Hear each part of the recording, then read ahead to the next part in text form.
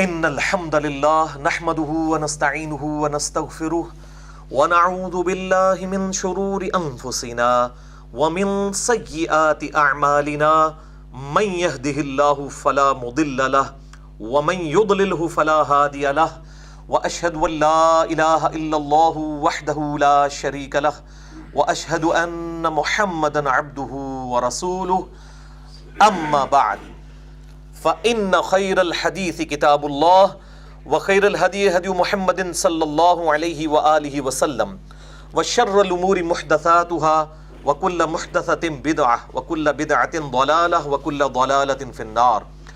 أعوذ بالله السميع العليم من الشيطان الرجيم من همزه ونفخه ونفثه. بسم الله الرحمن الرحيم. رب اشرح لي صدري ويسر لي امري واحلل عقدة من لساني يفقهوا قولي. بسم الله الرحمن الرحيم. ان الله وملائكته يصلون على النبي يا ايها الذين امنوا صلوا عليه وسلموا تسليما. اللهم صل على محمد وعلى ال محمد كما صليت على ابراهيم وعلى ال ابراهيم انك حميد مجيد. اللهم بارك على محمد وعلى آل محمد كما باركت على إبراهيم وعلى آل إبراهيم إنك حميد مجيد. اللهم ربنا آتنا في الدنيا حسنة وفي الآخرة حسنة وقنا عذاب النار.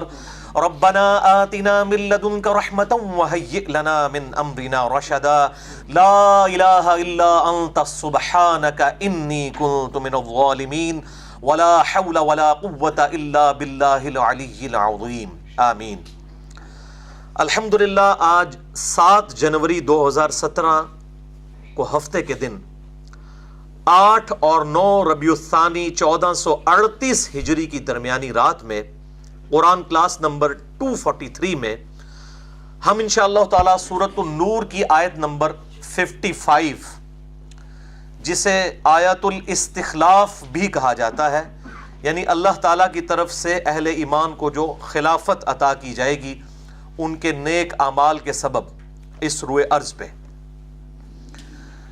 اس کے اوپر انشاءاللہ ڈیٹیل ڈسکشن ہوگی. اور ہماری یہ آج کی قرآن کلاس چونکہ خاص ہے اور کریٹیکل ٹاپک کے اوپر ہے، اس لیے یہ اسپیشل کلاس جو ہے یہ مسئلہ نمبر 162 کے عنوان سے ہماری ویب سائٹ اہل سنت پاک.com پہ اپلوڈ ہوگی 2 نشستوں میں، ایک نشست آج اور انشاءاللہ دوسری اگلے ہفتے. آج کی جو پہلی نشست ہے اس کا عنوان ہوگا مسئلہ نمبر 162A، خلافت راشدہ کے 30 سال اہل تشیع کی سب سے معتبر ترین کتاب نہج البلاغہ سے مولا علی رضی اللہ تعالی عنہ و علیہ السلام کے 5 خطبات کی روشنی میں انشاءاللہ تعالی. اور اگلی مرتبہ انشاءاللہ مسئلہ نمبر 162B ہوگا خلافت راشدہ کے 30 سال اہل سنت کی کتابوں صحیح بخاری، صحیح مسلم، ابو داؤد، ترمذی، نسائی، ابن ماجہ، مسند احمد اور باقی کتابوں سے انشاءاللہ تعالی 5 صحیح الاسناد احادیث کی روشنی میں انشاءاللہ تعالی. اور یہ میں نے 5 کی نسبت جو ہے یہ پنجتن پاک کی نسبت کی وجہ سے لی ہے، 5 ہی اہل سنت کے ریفرنسز اور 5 ہی اہل تشیع کے. اور جو سورۃ البقرہ کی آیت نمبر 196 ہے تلک عشرۃ کاملہ، یہ پورے ہوئے 10، 5 سنی اور 5 شیعہ انشاءاللہ تعالی. بھائیو آج کی گفتگو میں جتنی بھی آیات اور احادیث آئیں گی میں انشاءاللہ ان کے مکمل ریفرنسز دوں گا، اور خصوصاً کریٹیکل احادیث کے نمبرز علماء حرمین، بیروت اور دارالاسلام کی انٹرنیشنل نمبر کے مطابق دوں گا، جس کے مطابق پوری دنیا میں عربی کتب شائع ہوتی ہیں اور مکتبۃ الشاملہ اور باقی عربی سافٹ ویئر بنائے جاتے ہیں. اس کے باوجود اگر کسی کی کوئی کیوری ہو تو لیکچر کے اینڈ پہ سوال کر سکتے ہیں، لیکچر کے دوران کسی کو سوال کرنے کی اجازت نہیں، ورنہ ہماری گفتگو کا ڈیکورم ڈسٹرب ہو جائے گا. اور بعد میں بھی میرا ای میل ایڈریس ہے mirza_95@yahoo.com، اس پہ ای میل کر سکتے ہیں، لیکن پھر کم از کم شاید آپ کو 3 سے 4 مہینے صبر کرنا پڑے، کیونکہ میری ای میلز ہزاروں کی تعداد میں ہوتی ہیں. اور اب تو میں نے آلموسٹ معذرت کر لی ہے. ہمارے جو بھائی واٹس ایپ کا گروپ چلا رہے ہیں، فرحان بھائی ہمارے جہلم سے، اور اسی طریقے سے یوسف بھائی لاہور سے ہیں، حارث بھائی جو ہیں وہ کراچی سے، اور فیصل بھائی انڈیا سے چلا رہے ہیں. ان کے ساروں کے نمبرز جو ہیں وہ ہماری ویب سائٹ ahlsunnatpak.com پہ دیے ہوئے ہیں، آپ ان سے رابطہ کریں. انشاءاللہ ہزاروں کلپس میرے آلموسٹ تقریباً تمام ٹاپکس کے اوپر موجود ہیں، وہ آپ کو انشاءاللہ کوئی نہ کوئی بھیج دیں گے انشاءاللہ تعالی. بھائیو، آج کی گفتگو انتہائی کریٹیکل ہے، لہٰذا میں اپنا وہی اعلان رپیٹ کر دوں جو میں اکثر کیا کرتا ہوں کہ الحمدللہ میری روٹی دین کے ساتھ نہیں جڑی ہوئی، اور میں اپنی ذات کی خاطر دین سے 1 روپیہ کمانے کو بھی قطعاً حرام سمجھتا ہوں. کسی پہ فتویٰ نہیں ہے، اور نہ میں سورس آف انکم ریلیجن کو بنانے کو حرام کہہ رہا ہوں، اپنی ذات کی بات کر رہا ہوں.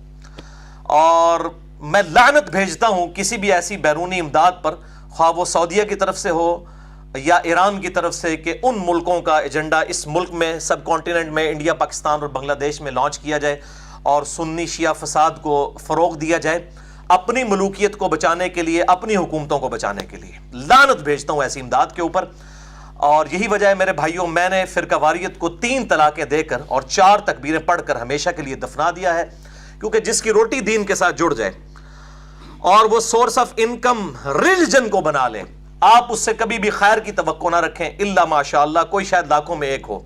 اور اللہ تعالیٰ سے دعا کریں کہ اللہ تعالیٰ اس دن سے پہلے کہ ہم میں سے کسی کی روٹی دین کے ساتھ جڑ جائے، اللہ تعالیٰ ہمیں ایمان و عافیت کے ساتھ مدینہ شریف میں موت، بقیع غرقد میں مدفن اور جنت الفردوس میں اپنے محبوب صلی اللہ علیہ وآلہ وسلم کے قدموں میں جگہ عطا فرمائے، آمین. بھائیو، آپ میں سے اکثر لوگ میرے ماضی سے واقف ہیں. میں اپنی پیدائش 4 اکتوبر 1977 سے لے کر آلموسٹ 30-31 سال تک 2007 تک بریلوی رہا. اس کے بعد کچھ عرصہ دیوبند کے ساتھ اور پھر اہل حدیث کے ساتھ بھی کچھ عرصہ گزرا، اور 2008 میں پھر کچھ عرصہ ایز اے اسٹڈی میں نے اہل تشیع کے ساتھ بھی گزارا. آج بھی میں سب کی حق بات قبول کرتا ہوں، جہاں پر بھی مجھے علمی اختلاف ہو تو بغیر کلمہ گو اہل قبلہ کی تکفیر کیے پازیٹیولی علمی دلائل کے ساتھ اصلاح کی کوشش کرتا ہوں، اور یہی ایک مسلمان کا ایٹیچیوڈ بھی ہونا چاہیے. اب ڈیٹیل میں جانے سے پہلے ایک دفعہ درود پڑھ لیجئے. اللہم صلی علی محمد وعلی آل محمد کما صلیت علی ابراہیم وعلی آل ابراہیم انک حمید مجید. اللہم بارک علی محمد وعلی آل محمد کما بارکت علی ابراہیم وعلی آل ابراہیم انک حمید مجید. پہلے ہم سورۃ النور کی آیت نمبر 55 آیت الاستخلاف یعنی خلیفہ مقرر کرنے کا بیان. اللہ تعالیٰ کی طرف سے اہل ایمان کو اس روئے ارض کی خلافت ملے گی، اس کو کور کرتے ہیں. اعوذ باللہ من الشیطان الرجیم، بسم اللہ الرحمن الرحیم. سورۃ النور آیت نمبر 55. وعد اللہ الذین آمنوا منکم وعملوا الصالحات. اللہ کا یہ وعدہ ہے تم میں سے ان لوگوں کے ساتھ جو ایمان لے کر آئے اور نیک اعمال کیے. 3 وعدے ہیں. نمبر 1، لَيَسْتَخْلِفَنَّهُمْ فِي الْأَرْضِ كَمَا اسْتَخْلَفَ الَّذِينَ مِنْ قَبْلِهِمْ.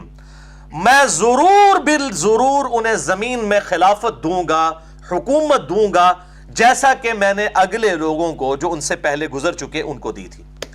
یہ تاکید 2 دفعہ آئی ہے، ایک لام تاکید کے ساتھ اور دوسرا نون تشدید کے ساتھ. 2 دفعہ تاکید ہے، ضرور بالضرور دوں گا. نمبر 2، دوسرا وعدہ، وَلَيُمَكِّنَنَّ لَهُمْ فِي دِينِهُمُ الَّذِي ارْتَضَىٰ لَهُمْ.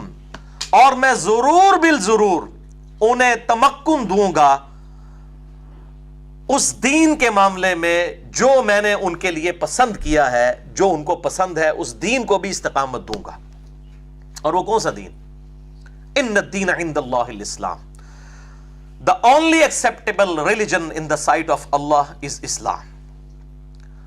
اور یہ جو فرمایا کہ پسندیدہ دین اللہ نے جو پسند کیا ہے اس امت کے لیے، اس کا ذکر بھی سورۃ المائدہ کی آیت نمبر 3 کے اندر موجود ہے. اليوم اکملت لکم دینکم واتممت علیکم نعمتی ورضیت لکم الاسلام دینا. آج کے دن میں نے تمہارا دین تمہارے لیے مکمل کر دیا، اپنی نعمت تم پر تمام فرما دی اور اسلام کو ایز اے ریلیجن تمہارے لیے پسند فرمایا. یہ حجۃ الوداع کے موقع پر یہ آیت نازل ہوئی، بخاری اور مسلم میں اس کا کانٹیکسٹ موجود ہے. اور تیسرا وعدہ، وَلَيُبَدِّلَنَّهُم مِّن بَعْدِ خَوْفِهِمْ أَمْنًا. اور میں ضرور بالضرور اس خوف کو امن سے بدل دوں گا. یعنی اللہ تعالیٰ جب حکومت دے گا، وہاں پر عرب قبائل تھے، لوٹا کرتے تھے.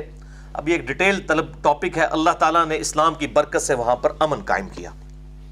یہ تیسرا وعدہ اللہ تعالیٰ کا پورا ہوا. یعبدوننی لا یشرکون بی شیئا، پھر وہ میری ہی عبادت کریں گے کسی بھی چیز کے شرک سے بچتے ہوئے. وہ تو پہلے ہی کر رہے تھے، لیکن جب حکومت بھی اللہ کی آ جائے گی اور اللہ کا نظام اس دنیا کے اوپر غالب ہوگا تو پھر کسی بھی درجے میں کوئی شرک نہیں رہے گا. جب خلافت کا نظام ہوگا تو پولیٹیکلی بھی ریلیجن غالب ہو جائے گا. جو اللہ تعالیٰ کا اپنے محبوب صلی اللہ علیہ وآلہ وسلم کے ساتھ وعدہ ہے سورہ الصف کی آیت نمبر 9 میں، هو الذی ارسل رسولہ بالہدی ودین الحق لیظہرہ علی الدین کلہ. وہی اللہ ہے جس نے اپنے محبوب صلی اللہ علیہ وسلم کو الہدا یعنی قرآن کے ساتھ اور دین حق کے ساتھ مبعوث کیا تاکہ اس دین کو تمام ادیان پر غالب کر دے. ولو کرہ المشرکون، چاہے مشرک اس کا برا مانے. اور یہ الٹیمیٹلی آخری غلبہ ہونا ہے جب امام محمد بن عبداللہ المہدی رضی اللہ تعالیٰ عنہ علیہ السلام کی حکومت اور خلافت پورے اس زمین کے اوپر نافذ ہو جائے گی اور اہل سنت، اہل تشیع، پوری انسانیت اس پر اتفاق کر لے گی. اور اس کانٹیکسٹ میں میں نے 2 گھنٹے کا لیکچر ریکارڈ کروا دیا ہے. مسئلہ نمبر 127B، امام محمد مہدی علیہ السلام کی خلافت جو ہے اس پہ اہل سنت اور اہل تشیع کا اجماع ہوگا. تو یہ میرے بھائیوں اللہ تعالیٰ کا وعدہ ہے کہ اس طرح کا نظام قائم ہوگا. اس کی ایک جھلک 29 سالوں میں اللہ تعالیٰ نے دکھائی، اور پھر الٹیمیٹلی امام محمد مہدی کی خلافت جب قائم ہوگی تو دنیا میں کوئی ایسا گھر اور ایسا خطہ نہیں بچے گا جہاں پر اسلام کی دعوت نہ پہنچ چکی ہو. وَمَنْ كَفَرَ بَعْدَ ذَلِكَ، اب جو کوئی اس کے بعد ناشکری کرے گا، کفران نعمت کرے گا، کفر کرے گا، فَأُولَئِكَ هُمُ الْفَاسِقُونَ، پھر ایسے ہی لوگ ہوں گے جو فاسق ہوں گے. وَلِعَوْذُ بِاللَّهِ تَعَالَى. یہ بھائیوں سورہ النور کی آیت نمبر 55 کہلاتی ہے آیت الاستخلاف، اور یہ بالکل کلیئر کٹ کہہ رہی ہے ہم سے کہ اللہ تعالیٰ اپنے نیک بندوں کو خلافت عطا فرمائے گا اس روئے ارض کی.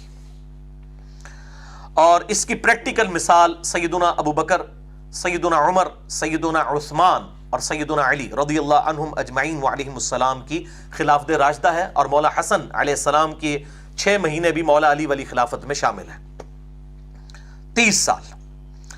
اور اس آیت مبارکہ آیت استخلاف جو ہے، اس کو جو میں نے اس حوالے سے ڈسکس کرنا شروع کیا ہے، یہ کوئی میری ذاتی اختراع اور بدعت نہیں ہے، بلکہ اہل سنت اور اہل تشیع دونوں کتابوں میں اس آیت استخلاف کو دلیل بنایا گیا ہے خلافت راشدہ کی. میں آج انشاءاللہ تعالیٰ اس کے حوالے بھی دوں گا. اہل سنت کے تو ڈیٹیل انشاءاللہ اگلی دفعہ دوں گا. بہرحال میں 2 حوالے ضرور بتا دیتا ہوں، اس کو ڈیٹیل کے ساتھ اگلی دفعہ انشاءاللہ ڈسکس کریں گے. اہل سنت میں 2 بہت بڑے امام.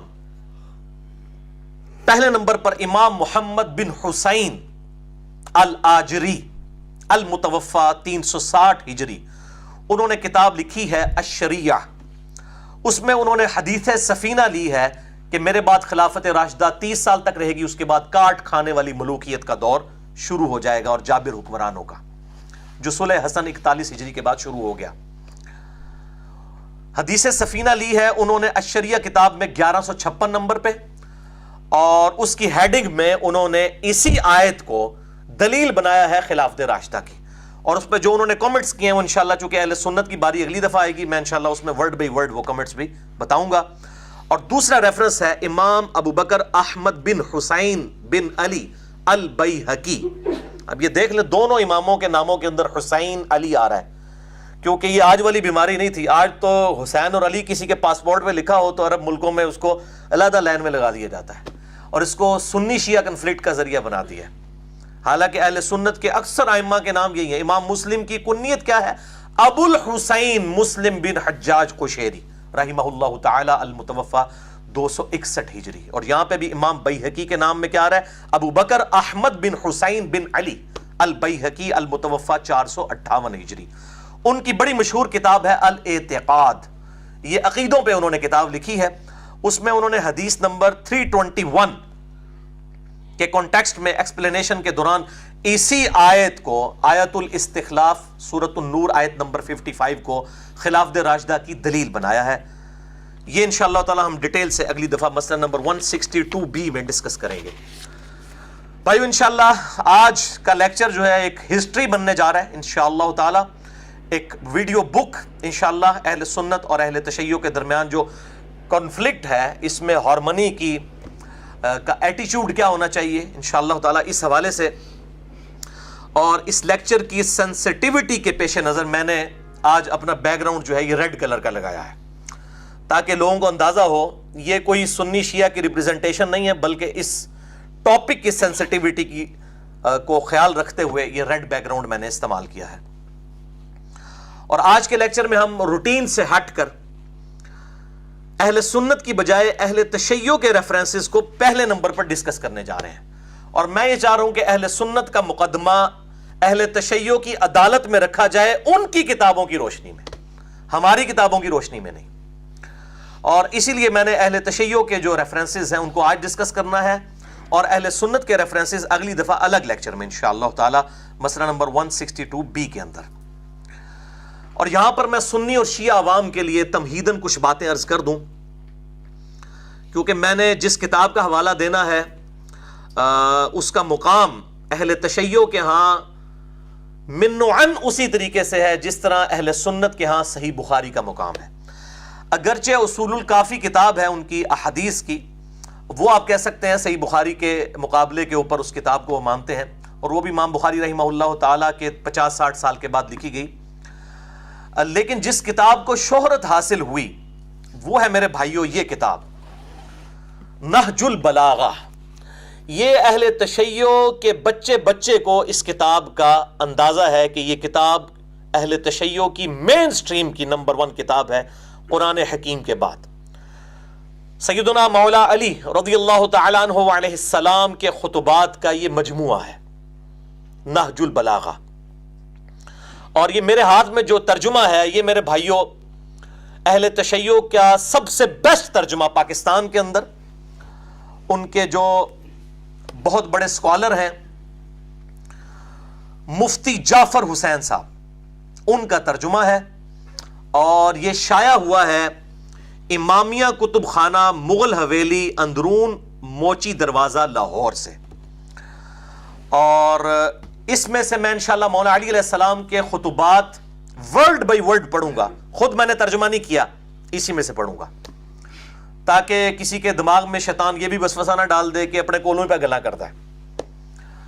تو انشاءاللہ تعالی اس کو ڈسکس کروں گا۔ بہرحال اہل سنت کے حوالے سے نہج البلاغہ کا کیا مقام ہے، تو اس حوالے سے اہل سنت میں 2 ایکسٹریم رویے پائے جاتے ہیں۔ ایک طرف امام ابن تیمیہ المتوفی 728 ہجری کے شاگرد امام ذہبی ہیں المتوفی 748 ہجری، وہ تو اس کتاب کو جھوٹ کا پلندہ کہتے ہیں، حالانکہ ان سے 200 سال پہلے اہل سنت کے بہت بڑے امام، مجھے کئی معاملات میں ابن تیمیہ سے بھی اختلاف ہے اور اس امام سے بھی اختلاف ہے، امام فخر الدین رازی المتوفی 606 ہجری، جو ابن تیمیہ سے بھی 150 سال پہلے تقریباً گزرے ہیں، انہوں نے اس کتاب نہج البلاغہ کی شرح لکھی ہوئی ہے، جیسے ابن حجر اسقلانی نے صحیح بخاری کی شرح لکھی ہے نا فتح الباری، اس طریقے سے انہوں نے اس کی شرح لکھی ہے امام فخر الدین رازی نے۔ تو اب شرح لکھ رہے ہیں اور ظاہر ہے اس سے وہ رزلٹ نکال رہے ہیں، تو یہ 2 ایکسٹریم رویے ہیں۔ میرا موقف اس کتاب کے بارے میں یہ ہے، جس طرح کے باقی کتابوں کے بارے میں جو سنیوں کی کتابیں بھی ہیں، کہ اس کے اندر غلط چیزیں بھی ہیں، صحیح چیزیں بھی ہیں، تو جو پازیٹیو چیزیں ہیں انشاءاللہ میں اس کو آج کوٹ بھی کرنے جا رہا ہوں، مولا علی علیہ السلام کے خطبات اس میں سے۔ اور میرے بھائیو جو اس کتاب کے اندر مواد موجود ہے، یہ آپ یہ نہ سمجھیے گا کہ یہ جو ہے وہ ایبسولوٹلی اہل تشیع کے ہاں پائی جانے والی روایتیں ہیں۔ نہج البلاغہ کے اندر وہ روایتیں پائی جاتی ہیں جو ہماری اہل سنت کی کتابوں میں موجود ہیں۔ آج بھی یہ جتنی ریفرنسز آئیں گے، میں اگر ان کے ریفرنسز اہل سنت کی کتابوں سے صحیح بخاری صحیح مسلم سے دینا شروع کروں تو میں نہج البلاغہ کے ان خطبات کو بخاری اور مسلم سے ثابت کر سکتا ہوں۔ تو یہ الحمدللہ اس حوالے سے کوئی ایسی چیز نہیں ہے کہ جس کے اوپر کوئی خطرہ ہو کہ یہ کوئی اس قسم کی چیزیں پڑھنے لگا۔ اہل سنت کے ہاں کئی ایک کتابیں ہیں جن کے اندر یہ خطبات موجود ہیں، اور اس میں ٹاپ آف دا لسٹ کتاب میں آپ کو بتا دیتا ہوں، امام بخاری اور امام مسلم کے استاد ہیں امام ابن ابی شیبہ رحمہ اللہ تعالی المتوفا 235 ہجری. 1500 حدیثیں صحیح مسلم میں اس امام سے لی گئی ہیں اور صحیح بخاری میں بھی احادیث موجود ہیں. 20% آف صحیح مسلم اس امام نے روایت کیا ہے. اسی المصنف ابن ابی شیبہ میں لاسٹ کے اندر جا کے بالکل اینڈ پہ چیپٹر ہے کتاب الجمل. یہ میرے بھائیوں کتاب الجمل, یہ فرحان بھائی یہ والا پیج دکھا دیجئے. کتاب الجمل, چونکہ جمل سے ہی سارے فتنوں کا آغاز ہوا, اس کے اندر 3 باب انہوں نے بنائے ہیں. پہلا باب جو ہے سیدنا طلحہ, زبیر اور سیدہ عائشہ کا جو قافلہ نکلا تھا مولا علی کے خلاف جمل کے لیے, اور اس کے بعد جنگ صفین پہ چیپٹر ہے, پھر جنگ نہروان کے اوپر چیپٹر ہے, اور یہ 187 احادیث اور آثار اس کے اندر امام ابن ابی شیبہ نے جمع کی ہیں. کئی ایک روایتیں اس کے اندر وہ موجود ہیں جو کہ نہج البلاغہ میں من و عن اسی طریقے سے موجود ہیں. الحمدللہ یہ کتاب ہو گئی المصنف ابن ابی شیبہ کا یہ چیپٹر, اور یہ چیپٹر اردو میں الحمدللہ چونکہ آ چکی 11 جلدوں کے اندر. یہ دنیا میں اہل سنت کی سب سے بڑی کتاب یہی ہے المصنف ابن ابی شیبہ. امام بخاری امام مسلم کے استاد ہیں اور تقریباً 38 سے 39 ہزار احادیث اور آثار ہیں. اس سے بڑی کوئی کتاب نہیں ہے. اس کے بعد جو دوسرا نمبر ہے وہ احمد بن حنبل کی کتاب کا ہے, وہ بھی 27,647 احادیث ہیں. اس سے 13-14 ہزار اس میں کم ہیں. اس سے بڑی کوئی کتاب ہی نہیں اہل سنت کی. تو اس کا یہ چیپٹر کتاب الجمل والا, جس میں باب پہلا جمل کے اوپر, پھر دوسرا صفین اور تیسرا نہروان پہ, مولا علی علیہ السلام کی ان جنگوں کی حقانیت کے اوپر, سعودی عرب کے سرٹیفکیٹ یا ایران کے سرٹیفکیٹ کے ساتھ نہیں, میرے محبوب صلی اللہ علیہ وآلہ وسلم کی ان احادیث کے سرٹیفکیٹ کے ساتھ, جن میں سے اکثر احادیث بخاری اور مسلم کے اندر موجود ہیں. اور میں نے الحمدللہ اس کے اوپر پورا ریسرچ پیپر بھی لکھا ہے, میں انشاءاللہ اس کا بھی تعارف کرواؤں گا. تو یہ چیپٹر میں نے ریسرچ پیپر نمبر 5C کے عنوان سے اہل سنت پاک.com پہ اپلوڈ کروا دیا ہے. اردو کے اندر بھی ہے, ہندی کے اندر بھی. اسی طریقے سے میرے بھائیوں ایک اور کتاب ہے اہل سنت کی, فضائل صحابہ. یہ دنیا میں صحابہ اکرام علیہم رضوان کے فضائل پر سب سے بڑی کتاب ہے. پہلی دفعہ اردو زبان میں شائع ہوئی ہے ہمارے جہلم شہر سے ہی, بک کارنر سے. امام احمد بن حنبل رحمہ اللہ تعالی المتوفا 241 ہجری. تو اس کتاب کے اندر بھی آپ اگر سیدنا عثمان غنی رضی اللہ تعالیٰ عنہ اور سیدنا علی بن ابی طالب رضی اللہ تعالیٰ عنہ علیہم السلام ان کے چیپٹر کھول کے پڑھیں تو آپ کو کئی ایک روایتیں ایسی ملیں گی جو کہ نہج البلاغہ کے اندر موجود ہیں. اسی لیے میں نے اس کتاب کا تعارف کرایا, اور یہ وہی شعراء افاق کتاب ہے جس میں 2 موقوفاً مولا علی علیہ السلام سے روایتیں ہیں انٹرنیشنل نمبر کے مطابق 952 اور 964 اس کے مطابق, کہ مولا علی کہتے ہیں کہ میری وجہ سے 2 گروہ گمراہ ہوں گے, ایک میری محبت میں غلوب کر کے اور ایک میری دشمنی میں غلوب کر کے, یعنی رافضی اور ناصبی. اور دوسری روایت جس کا میں نے حوالہ دیا اس میں الفاظ بڑے خطرناک ہیں کہ میری وجہ سے 2 گروہ دوزخ میں جائیں گے, ایک میری محبت میں غلوب کر کے اور دوسرے میرے دشمنی میں غلوب کر کے, یعنی رافضی اور ناصبی. اب یہ اہل سنت کی ذمہ داری ہے کہ ان کے اندر جو ناصبی گھسے ہوئے ہیں ان کی اصلاح کریں, اور اہل تشیع کی ذمہ داری ہے کہ ان کے اندر جو رافضی گھسے ہوئے ہیں وہ ان کی اصلاح کی کوشش کریں علمی دلائل کے ساتھ. بھائیو آج کی جو گفتگو ہے اس میں قطعاً میرا مقصد نعوذ باللہ من ذالک کسی بھی فرقے کو اونچا یا نیچا کرنا نہیں ہے, کہ میں کہوں کہ میں سنیوں کو اونچا کرنا چاہ رہا ہوں اور شیعہ کو نیچے, یا شیعہ کو اونچا اور سنی کو نیچے, بلکہ خالصتاً اس امت کو مولویوں اور ذاکرین کے عذاب سے بچانے کی ایک کوشش ہے, جو ایک عذاب اس امت کے اوپر مسلط ہو چکا ہے فرقہ واریت کی لعنت کا.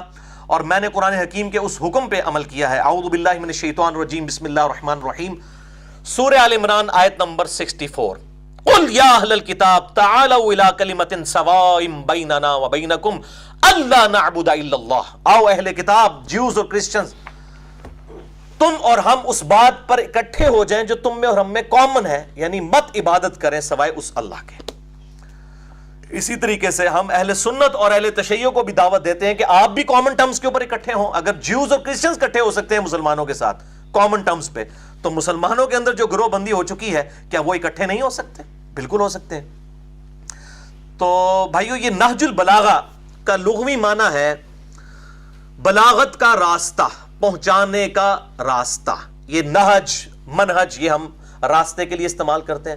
اس طریقے سے وما علینا الا البلاغ, ہمارا کام تو نہیں مگر پہنچا دینا. بلاغ کہتے ہیں پہنچانے کو. ذرائع ابلاغ بھی استعمال ہوتا ہے اردو زبان کے اندر. اہل تشیع کے ہاں اس سے معتبر کوئی کتاب نہیں ہے. اور یہ نہج البلاغہ جو کتاب ہے یہ 4 صدی ہجری کے اندر اہل تشیع کے بہت بڑے امام ہیں, امام رضی شریف, اردو میں ہم رضی کہیں گے, عربی میں رضی شریف, المتوفا 359 ہجری 359 ہجری میں فوت ہوئے. صرف 47 سال کی عمر انہوں نے پائی. اور المتوفا 406 ہجری 359 میں وہ پیدا ہوئے اور 406 میں 406 میں وہ فوت ہوئے 47 ایئرس میں.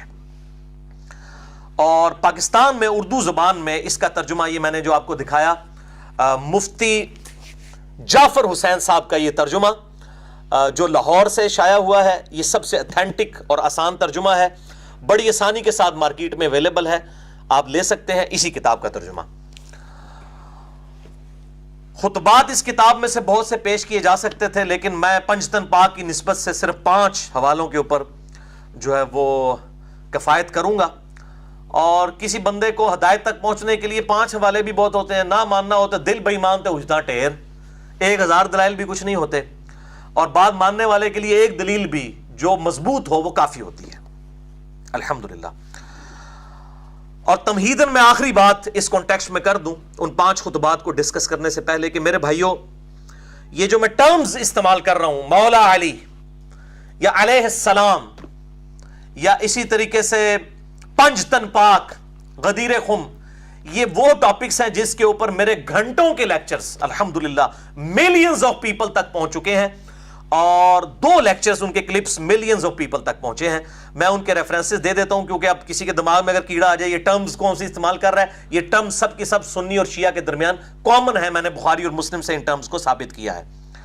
تو جسے شوق ہو تو اس کے لیے میں نے لیکچر 2 ریکارڈ کروا دیے ہیں. مسئلہ نمبر 101 ہے 101, خلافت و ملوکیت, صحیح مسئلہ خروج اور فکر حسین حق پرستی کی علامت ہے, یہ میرا لیکچر ہے.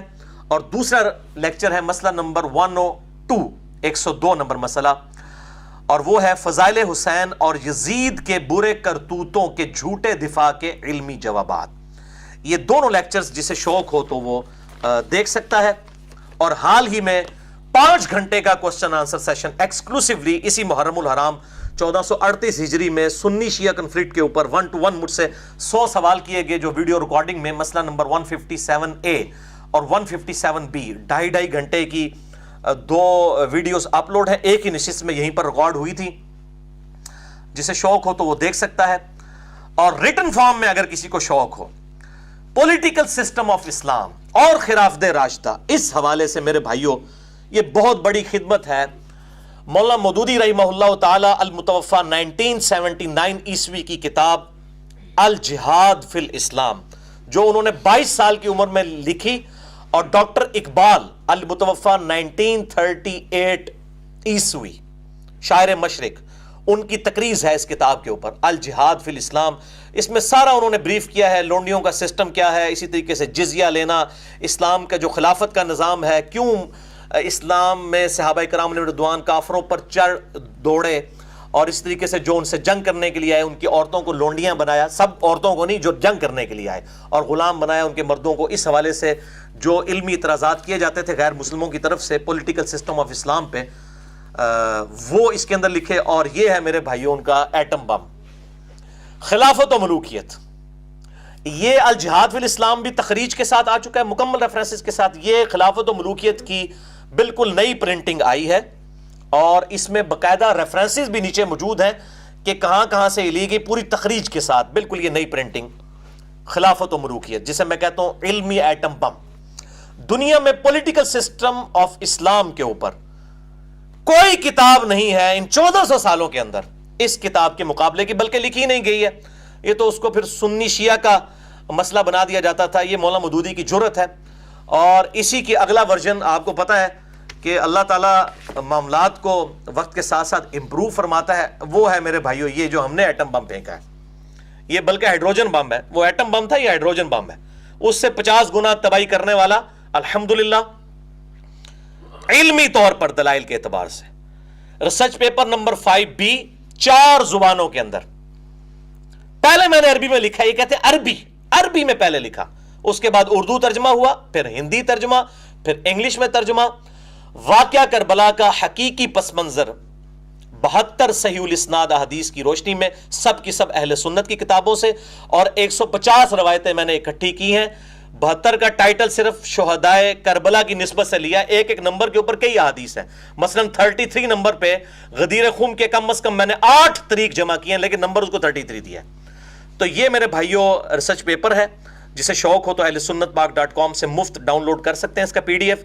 اور آپ کے لیے میں خوشخبری بھی بتا دوں اس لیکچر کی برکت سے کہ اس کا اگلا ورژن بھی آنے لگا ہے، جس میں میں نے شہادت عثمان کے اصلی اسباب بتائے ہیں، حکمرانوں کی لکھوائی ہوئی تاریخ نہیں۔ بخاری اور مسلم کی روشنی میں نے بتایا کہ یہ جو ڈھنڈورا پیٹا جا رہا ہے کہ جی یہ کوئی عبداللہ بن سبا تھا، ایک اس نے سارے صحابہ کی مت مار دی تھی، نعوذ باللہ من ذالک، چند مجرموں کو بچانے کی خاطر عبداللہ بن سبا کا ڈھونگ رچایا۔ عبداللہ بن سبا تھا، اس کو مولا علی نے ہی قتل کروایا، وہ بعد کا مسئلہ ہے۔ قتل عثمان میں اس کا کوئی ہاتھ نہیں ہے، جن لوگوں کا ہاتھ ہے اور جن لوگوں نے یہ معاملات کیے اور اس خلافت کو ملوکیت میں بدلا، ان کا میں نے چٹا بٹا اس کے اندر مزید کھول دیا ہے۔ اور اب اس کتاب، اس ریسرچ پیپر 5B میں انشاءاللہ 8 پیجز ایڈ ہو جائیں گے۔ عربی ورژن میں نے اس کا لیٹسٹ اپلوڈ کر دیا ہے ویب سائٹ کے اوپر۔ اردو ترجمہ آج کل ہو رہا ہے، تقریباً 2-3 ہفتے کے اندر انشاءاللہ تعالی ہو چکا ہے، ابھی اس کی کمپوزنگ ہونی ہے، یہ فائنل ہو جائے گا۔ 5B کا اگلا ورژن 8 پیجز اس میں ایڈ ہوں گے، میں نے نمبرنگ اسی میں سے نکالی ہے، اس میں بھی 72 نمبر ہی ہیں، اور جو نمبرز کریٹیکل تھے وہ اپنی جگہوں پہ ہیں، میں نے طریق ایڈ کیے ہیں۔ انشاءاللہ تعالی میں اس کا تعارف اگلے لیکچر میں کروا بھی دوں گا، کہاں کہاں پر میں نے ایڈیشن کی ہے۔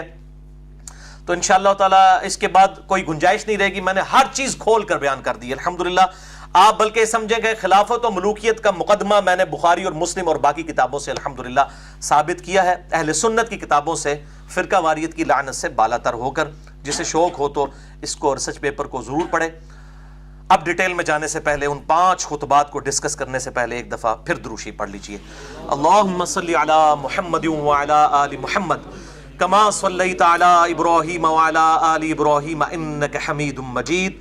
اللہم بارک علی محمد وعلی آل محمد کما بارکت علی ابراہیم وعلی آل ابراہیم فی العالمین انک حمید مجید۔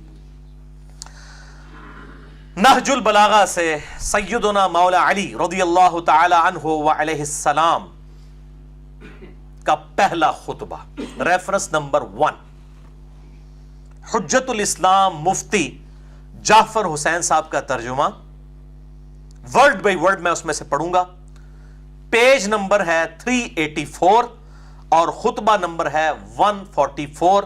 اس نہج البلاغہ میں سے، یہ دوبارہ دکھا دیجئے ان کو، لاہور سے یہ پرنٹ ہوئی ہے، مفتی جعفر حسین صاحب نے اس کا ترجمہ کیا ہے، اور میں نے اہل تشیع علماء سے پوچھا، ان کا سب سے اتھینٹک ترجمہ یہی ہے جس کو آن کیا جاتا ہے، ان سے بڑا کوئی عالم دین نہیں ہے ان کا۔ تو اسی میں سے ورڈ بائی ورڈ میں پڑھوں گا، لفظ بل لفظ، کوئی الفاظ اپنی طرف سے نہیں انشاءاللہ تعالی۔ تو پہلا خطبہ ہے پیج نمبر 384، خطبہ نمبر 144، آیت الاستخلاف، سورہ نور کی آیت نمبر 55، جس کے کانٹیکسٹ میں آج ہم ڈسکشن کر رہے ہیں۔ پرٹیکولرلی مولا علی علیہ السلام نے بھی اسی آیت کو خلافت راشدہ کی دلیل بنایا ہے نہج البلاغہ کے اندر، وہ خطبہ سنیے ورڈ بائی ورڈ۔ اس خطبے کی ہیڈنگ ہے وَقَدْ اسْتَشَارَهُ عمر بن الخطاب فی الشخوص للقتال الفرس بنفسه، کہ جب مشورہ مانگا مولا علی علیہ السلام سے مولا عمر علیہ السلام نے کہ وہ بنفس نفیس فارس کی جنگ قادسیہ میں شرکت کرنا چاہتے ہیں۔ امیر المومنین تھے اس وقت، 2 ہی سپر پاورز تھی، پرشین امپائر، ایرانین امپائر، اور دوسری رومن امپائر۔ جس طریقے سے آج جو ہے وہ امریکن اور رشیا تو اب کافی حد تک کمزور ہو چکا ہے، اس طریقے سے اس وقت یہ 2 بڑی سپر پاورز تھی۔ تو ظاہر ہے کہ یہ بڑی گھمسان کی جنگ ہونے والی تھی قادسیہ۔ مولا علی علیہ السلام نے مشورہ ان سے مانگا، سیدنا عمر علیہ السلام نے، کہ مجھے اس جنگ میں خود جانا چاہیے، کیونکہ بہت گھمسان کی جنگ ہے اور اس میں بالکل 1-0 والا ایشو ہے۔ اگر یہ جنگ ہارتے ہیں تو جو ڈیٹرس بن چکی تھی جنگ یرموک کے بعد، جس میں رومن امپائر گھٹنے ٹیک چکی تھی، تو اس کے بعد یہ جنگ قادسیہ ہونے والی تھی۔ تو یہ جب مشورہ مانگا گیا تو مولا علی نے دیکھیں کیا مشورہ دیا، ورڈ بائی ورڈ اہل تشیع کا ترجمہ نہج البلاغہ، پیج نمبر 384، خطبہ نمبر 144۔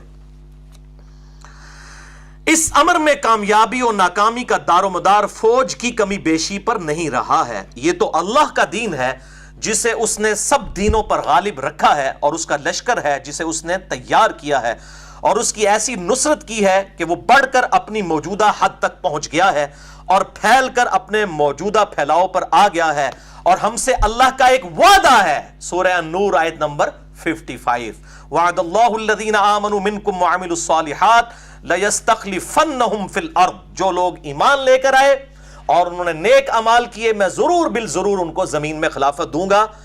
اللہ کا وعدہ ہے اور وہ اپنے وعدے کو پورا کرے گا اور اپنے لشکر کی خود مدد فرمائے گا۔ یہ مولا عمر کو تسلی دے رہے ہیں مولا علی۔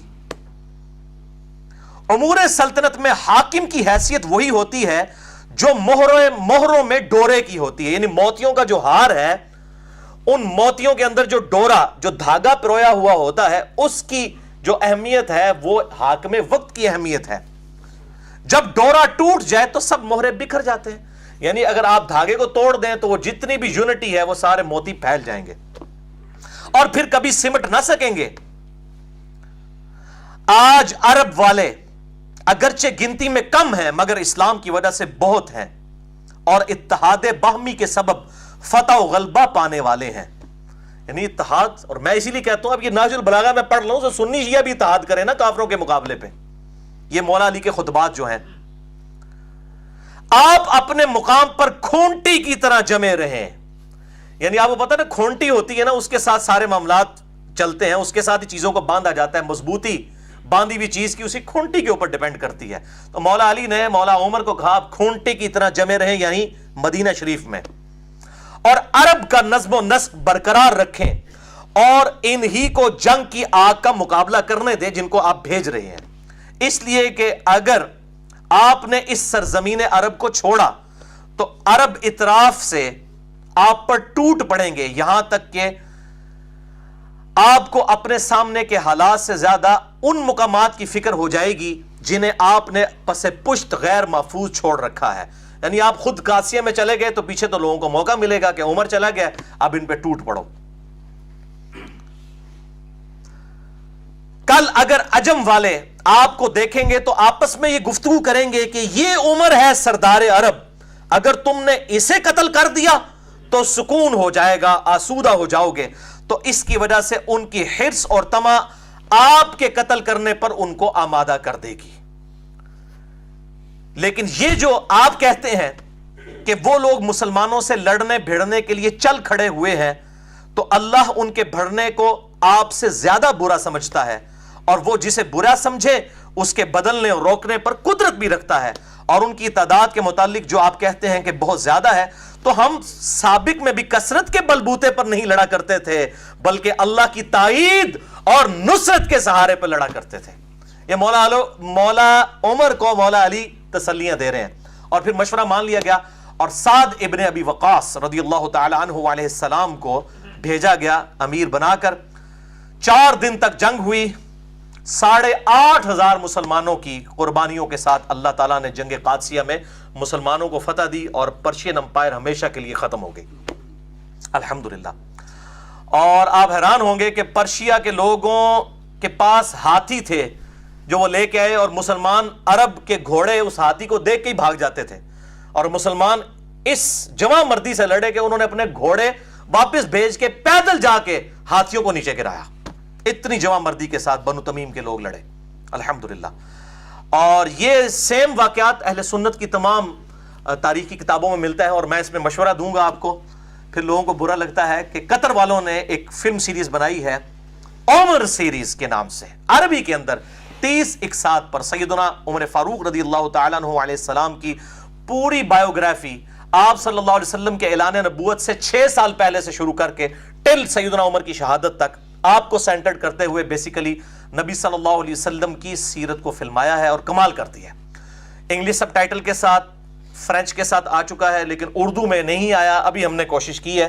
میں نے ایک بھائی کو، انہوں نے اپنا نام بھی ظاہر کرنے سے منع کیا ہے، وہ کہتے ہیں میں چھپ کے کام کرنا چاہتا ہوں، ان سے میں نے یہ سارا ترجمہ میں نے خود کیا۔ بہرحال ایک کلپ ہم نے چڑھایا، الحمدللہ وہ چند گھنٹوں کے اندر ہزاروں لوگوں تک، شاید لاکھوں تک پہنچ چکا ہو واٹس ایپ کے ذریعے، الحمدللہ۔ اردو سب ٹائٹل کے ساتھ ایک کلپ سیدنا عمر کا ایک بڑا زندگی کا بہترین واقعہ، وہ ہماری جو فیس بک ہے اس کے اوپر اپلوڈ ہے، انجینئر محمد علی مرزا۔ یوٹیوب پہ چونکہ اجازت نہیں، اس کے کاپی رائٹس ہیں، ہم کوشش کر رہے ہیں ہمیں اجازت مل جائے تو ہم اس طرح کے جو کرٹیکل کلپس ہیں وہ انشاءاللہ تھوڑے تھوڑے کر کے اردو سب ٹائٹل کے ساتھ بہترین آسان فہم اردو ترجمے کے ساتھ اپلوڈ کریں گے۔ اس کی آج تازہ مثال آ چکی ہے۔ اور یہ عمر سیریز کے اوپر جو یہ مولوی خطبے دیتے پھر رہے ہیں نا اس کے خلاف، ان کو یہ اندازہ نہیں ہے کہ عمر سیریز کا کنسلٹنٹ وہ بندے ہیں کہ یہ سارے دنیا کے مولوی ایک پلڑے میں رکھے جائیں نا علمی اعتبار سے، اور وہ دو بندے ایک طرف ہیں۔ مفتی اعظم قطر یوسف القرضاوی، جن کی عمر تقریباً 90 سال ہو چکی ہے، دنیا میں اس سے بڑا کوئی اہل سنت کا عالم دین نہیں ہے، وہ کنسلٹنٹ ہے اس کے، جن کی وہ کتاب ہے اسلام میں حلال و حرام، جو عرب کے ملکوں میں پڑھائی جاتی ہے جدید مسائل کے اوپر۔ یہ ڈاکٹر ذاکر نائک اور باقی جتنے لوگ ہیں، یہ جتنی بھی باتیں بیان کر رہے ہوتے ہیں، یہ ان کی تحقیق ہے، یوسف القرضاوی۔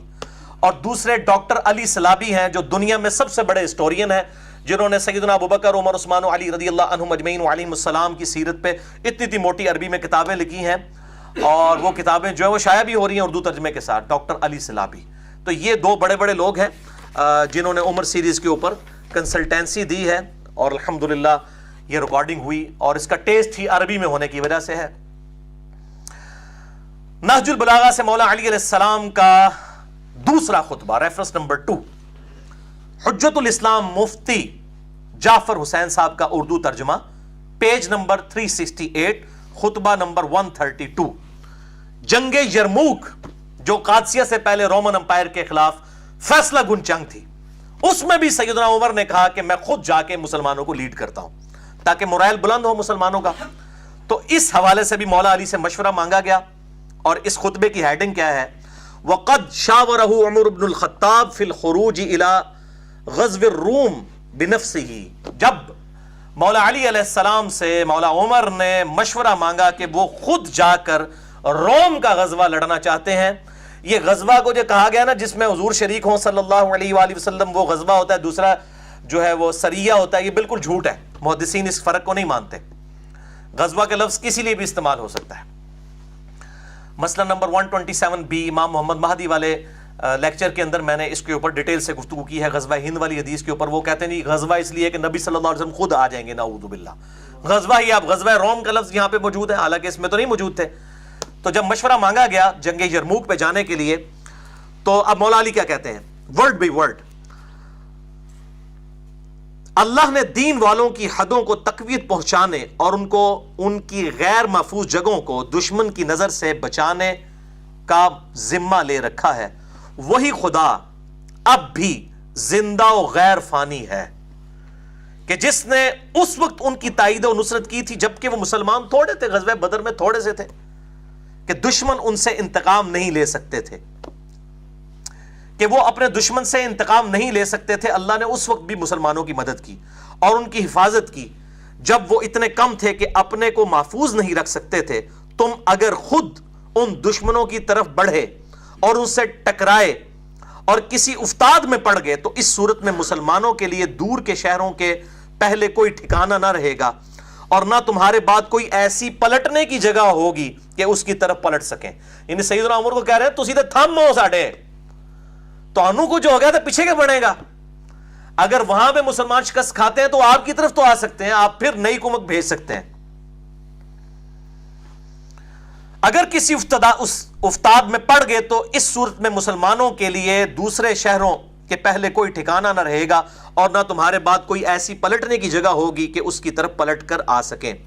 تم ان کی طرف اپنی بجائے کوئی تجربہ کار آدمی بھیجو اور اس کے ساتھ اچھی کارکردگی دکھانے والے، خیر خواہی کرنے والے لوگ بھیج دو۔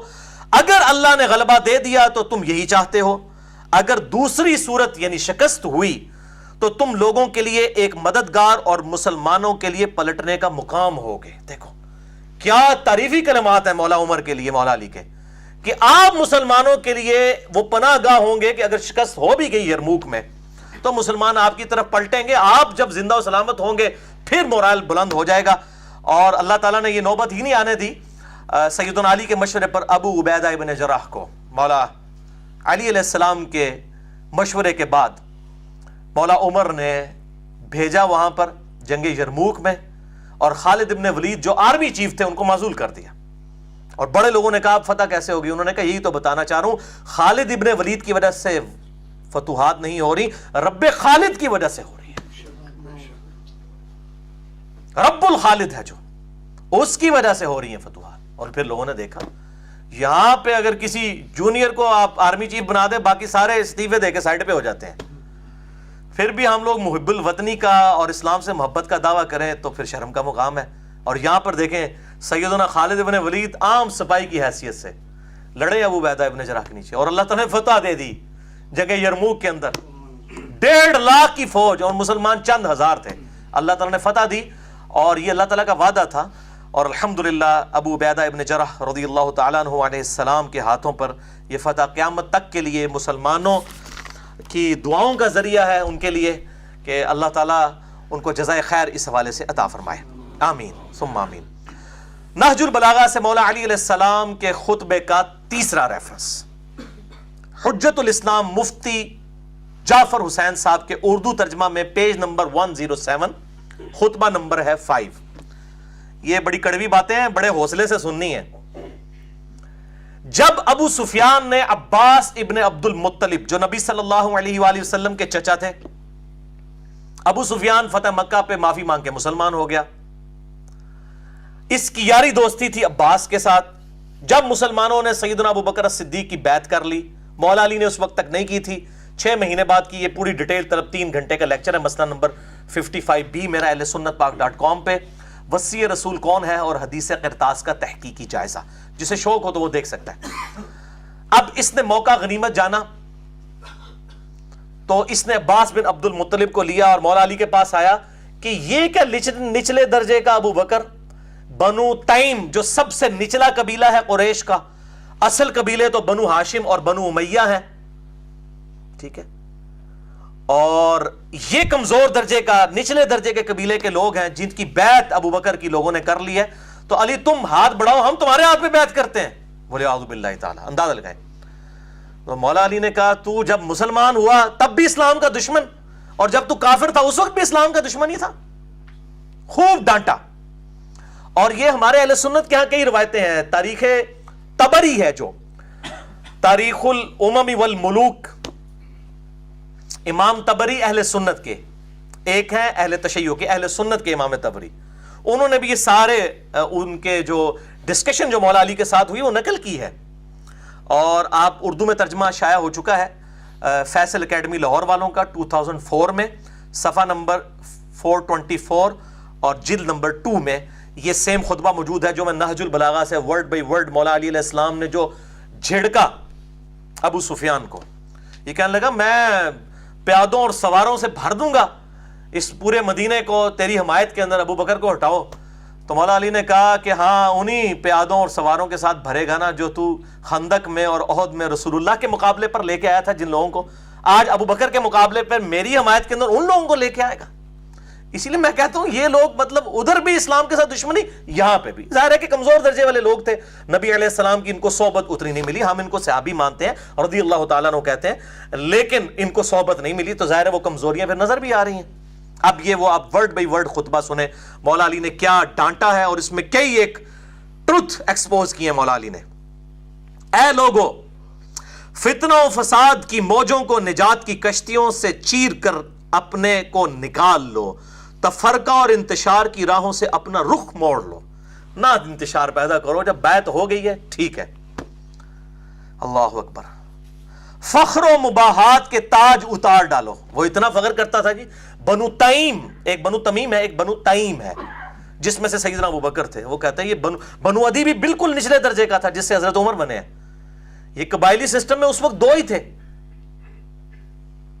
ایک بنو امیہ اور دوسرے بنو ہاشم. ایک کے پاس جو ہے حکومت تھی اسلام سے پہلے, دوسروں کے پاس جو ہے وہ بنو ہاشم کے پاس جو ہے وہ خانہ کعبہ کی تولیت تھی. جس طرح آج بھی سعودیہ کے اندر آل سعود ہیں, ان کے پاس حکومت ہے, اور آل شیخ جو ہے انہوں نے مسلح سنبھالے ہوئے. یہی معاملہ اس وقت بھی تھا. تو اب وہ کہہ رہے ہیں کہ جی یہ کمزور درجے کے قبیلوں کے لوگ, ان کو آپ خلیفہ چن رہے ہیں. اب دیکھیں کیا کہہ رہے ہیں, فخر و مباحات کے تاج اتار ڈالو, صحیح طریقہ عمل اختیار کرنے میں کامیاب وہ ہے جو اٹھے تو پر اور بال کے ساتھ اٹھے، اور نہیں تو اقتدار کی کرسی دوسروں کے لیے چھوڑ دے۔ وہ کہہ رہے ہیں جب لوگوں نے اتفاق کر لیا ابو بکر کے اوپر، پھر اس معاملے کو بگاڑنے کی ضرورت نہیں ہے، بلکہ اقتدار کی کرسی ان کے لیے چھوڑ دی جائے۔ ظاہر نبی صلی اللہ علیہ وسلم بادشاہ نہیں تھے، اللہ کے خلیفہ تھے دنیا پہ۔ آپ یہ ملوکیت کر ہی نہیں سکتے تھے کہ مولا علی کو اپنے بعد خلافت دے کر جاتے، اگرچہ مولا علی حقدار بھی تھے، کسی بھی درجے میں کسی صحابی سے کم نہیں تھے، بلکہ بڑھ کر ہی تھے، لیکن آپ صلی اللہ علیہ وآلہ وسلم یہ ملوکیت نہیں کر سکتے تھے، اور سیدنا علی کو بھی یہ پتا تھا۔ مسئلہ نمبر 55B، وصی رسول کون ہے صلی اللہ علیہ وآلہ وسلم اور حدیث قرطاس کا تحقیقی جائزہ، اس میں نے ڈیٹیل سے یہ بات کی ہے۔ اب یہاں پر دیکھیں، وہ کہتے ہیں اور اس طرح خلق خدا کو بد امنی سے راحت میں رکھو۔ اس وقت طلب خلافت کے لیے کھڑا ہونا ایک گدلا پانی اور ایسا لقمہ ہے جو کھانے والے کے گلے میں پھنس کر رہے گا۔ پھلوں کو ان کے پکنے سے پہلے چننے والا ایسا ہی ہے جیسے دوسروں کی زمین میں کاشت کرنے والا۔ وہ کہتے ہیں جب پھل کچا ہو تو اس کو تو نہیں اتارنا چاہیے، یعنی میں بھی پھل ہوں، میرا پکنے کا وقت آئے گا جب جمل، صفین اور نہروان لڑنی ہوگی، وہ میرے نبی نے میری ڈیوٹی لگائی ہے۔ وہ ظاہر ہے چوتھے خلیفہ نہیں لڑنی تھی آ کے، تو کچے پھل کو مت توڑو۔ اب وہ ان کو یہ باتیں پتہ تھی، وہ آگے بات یہ کریں گے بھی۔ اگر بولتا ہوں تو لوگ کہتے ہیں یہ دنیاوی سلطنت میں اٹھ کھڑے ہوئے ہیں، اور اگر میں چپ رہتا ہوں تو لوگ کہتے ہیں موت کے ڈر سے چپ کر گیا۔ افسوس اب اس بات پر کہ جب میں ہر طرح کے نشیب و فراز دیکھ چکا ہوں۔ وہ کہتے ہیں میں نے تو ہر جگہ اسلام کے لیے قربانیاں دیں، میں تقیہ کس طرح کر سکتا ہوں، میں اللہ کا شیر ہوں۔ یہ کہتے ہیں خالد ابن ولید نے وہ جکڑ کے رسیوں میں، جھوٹی روایت، وہ 1 کروڑ خالد ابن ولید مولا علی کا مقابلہ نہیں کر سکتے۔ وہ کہتے ہیں میں نے تو اسلام کے بڑے یہ ادوار دیکھے ہیں، جب کوئی بھی آگے نہیں جاتا تھا، خیبر کے اندر، خندق کے اندر ابن عبد الود آ گیا، خیبر میں مرحب آ گیا، تو میں نے تو یہ سارے معاملات خود دیکھے ہوئے ہیں، میں موت سے نہیں ڈرنے والا۔ صحیح مسلم میں آتا نا، میرا نام میری ماں نے حیدر رکھا ہے، شیر ہوں میں۔ وہ کہتے ہیں میں تو سارے نشیب و فراز دیکھ چکا ہوں۔ اللہ کی قسم ابو طالب کا بیٹا موت سے اتنا مانوس ہے کہ بچہ اپنی ماں کی چھاتی سے اتنا مانوس نہیں ہوتا۔ ماں کی چھاتی سے جو دودھ کے لیے جتنا بچہ تڑپتا ہے، اتنا میں موت کا مشتاق ہوں۔ ظاہر ہے جی، جن کے لیے آخرت کی زندگی سب کچھ ہو تو دنیا لائبلٹی ہے، آخرت تو ایسٹ ہے ان کے لیے۔ البتہ ایک علم پوشیدہ ہے میرے سینوں کی تہوں میں لپٹا ہوا، اگر اسے ظاہر کر دوں تو تم اسی طرح پیچ و تاب کھانے لگو جس طرح گہرے کنویں میں رسیاں لرزتی اور تھر تھراتی ہیں۔ یعنی میرے پاس ایک علم ہے، وہ علم کیا ہے کہ کچے پھل کو نہیں توڑنا، میرے پکنے کی باری ابھی نہیں آئی ہے، وہ آئے گی جب جمل، صفین اور نہروان لڑنی ہوگی۔ اور وہ سینے میں چھپا ہوا علم کیا نبی صلی اللہ علیہ وسلم نے دیا۔ یہ میں نے 72 احادیث والے پمفلٹ میں اس کو واقعہ کربلا کا حقیقی پس منظر 72 صحیح الاسناد احادیث کی روشنی میں اس کے اندر اس کو بریف کیا ہے۔ حدیث میں بتا دیتا ہوں، سنن نسائی الکبریٰ میں انٹرنیشنل نمبر کے مطابق 8457 ہے، مسند احمد میں 11790 ہے۔ نبی علیہ السلام اپنی ایک زوجہ کے گھر سے باہر نکلے، آپ کا جوتا ٹوٹ گیا، آپ نے جوتا گھانٹنے کے لیے مولا علی کو دیا، وہ جوتا گھانٹنا شروع ہو گئے۔ آپ صلی اللہ علیہ وسلم تھوڑے آگے جا کر کھڑے ہو گئے۔ آپ صلی اللہ علیہ وآلہ وسلم نے فرمایا علی کا انتظار کرتے ہیں۔ پھر آپ نے فرمایا کہ اللہ تعالیٰ نے مجھے نبی بنا کر مبعوث کیا، تو ایز اے لاسٹ ریزارٹ مجھے کافروں کے خلاف تلوار اٹھانی پڑی قرآن حکیم کی خاطر، اس کو منوانے کی خاطر، ایز اے لاسٹ ریزارٹ۔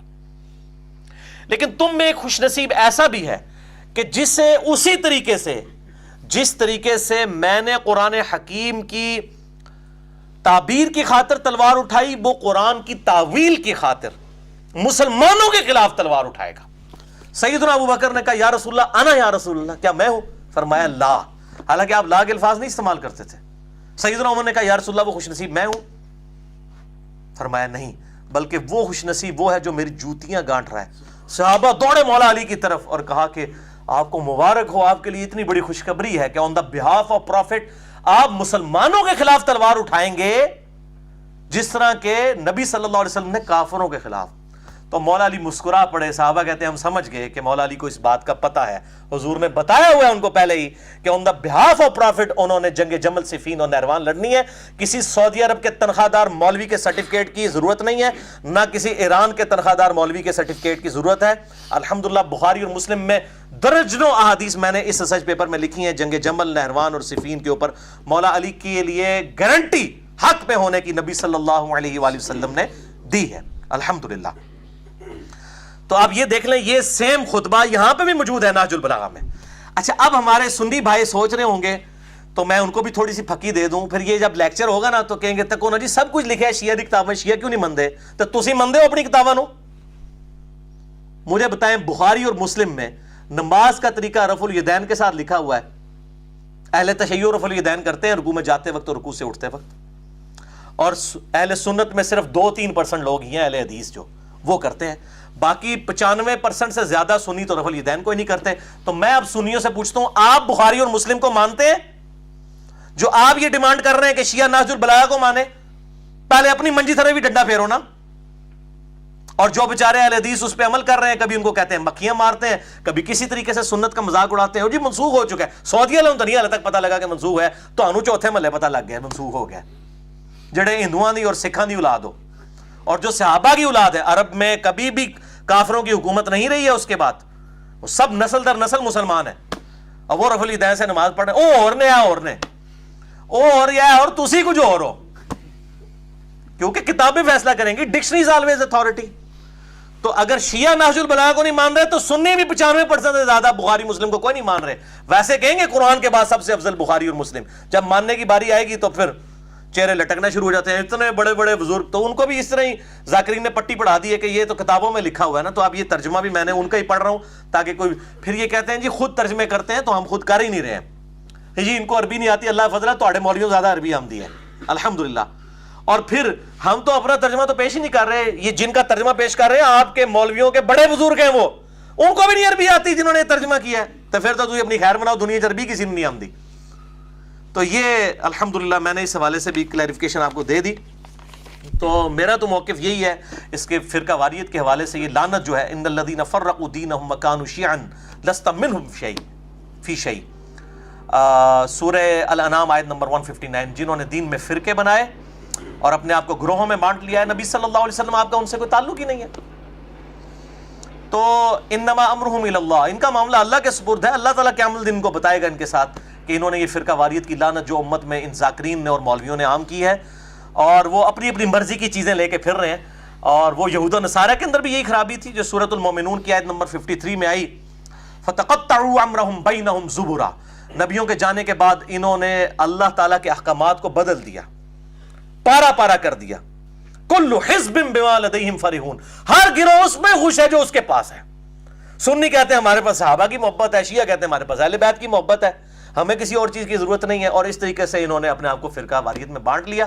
تو اللہ تعالیٰ ماتا فذرہم فی غمرتہم حتی حین, اے نبی ان کو اپنی مدہوشی میں رہنے دے حتیٰ کہ ان کے موت کا وقت آ جائے, تو اللہ تعالیٰ ان کو پھر بتا دے گا. یہ ہے تو تعویل خاص کے اعتبار سے یہود و نصارہ کے بارے میں ہے, لیکن بخاری اور مسلم کی متفق علیہ حدیث ہے, میری امت میں وہی خرابیاں پیدا ہوں گی جو یہود و نصارہ کے اندر پیدا ہوئیں.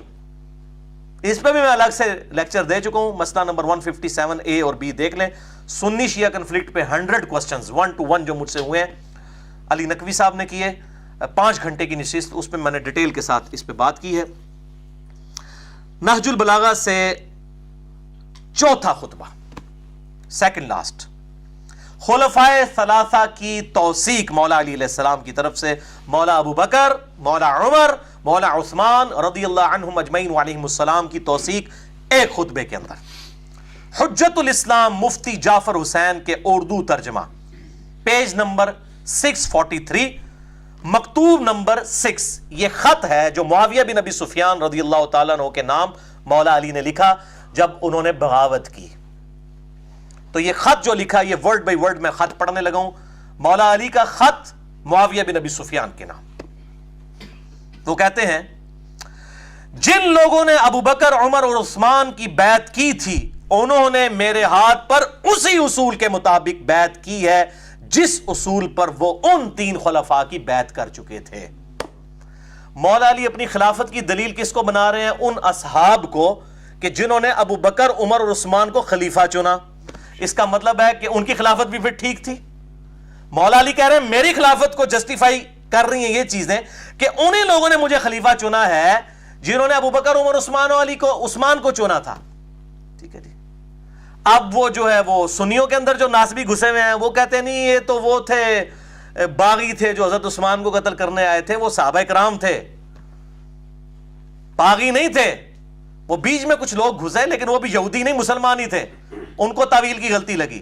یہ عبداللہ بن سبا والا جو ڈھونگ رچایا ہوا ہے نا، عبداللہ بن سبا بعد میں آیا، اسے مولا علی نے خود قتل کروایا.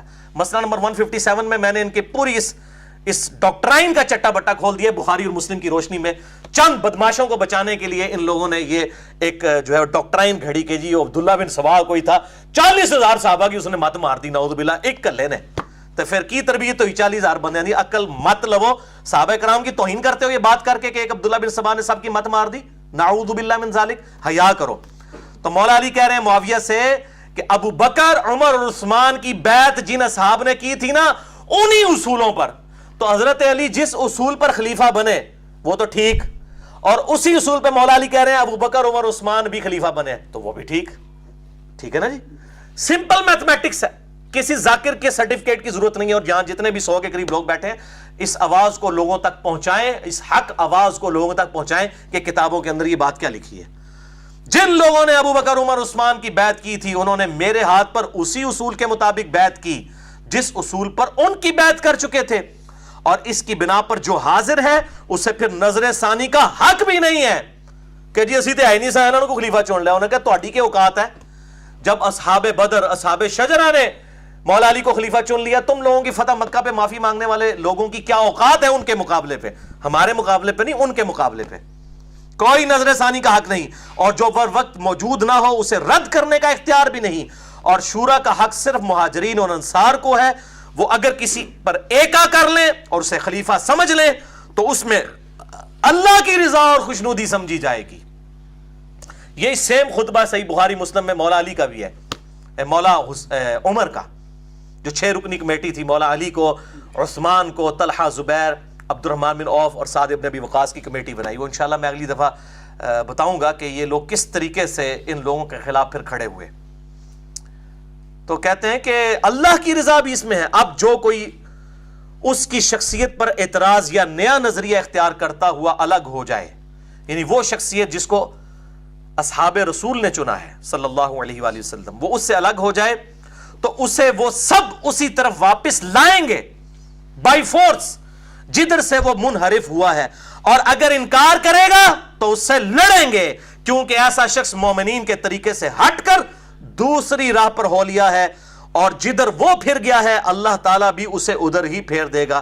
اگر بندے دا پتر نہ بڑھے تو اللہ تعالیٰ پھر اسی گمراہی چوں سٹ دے گا.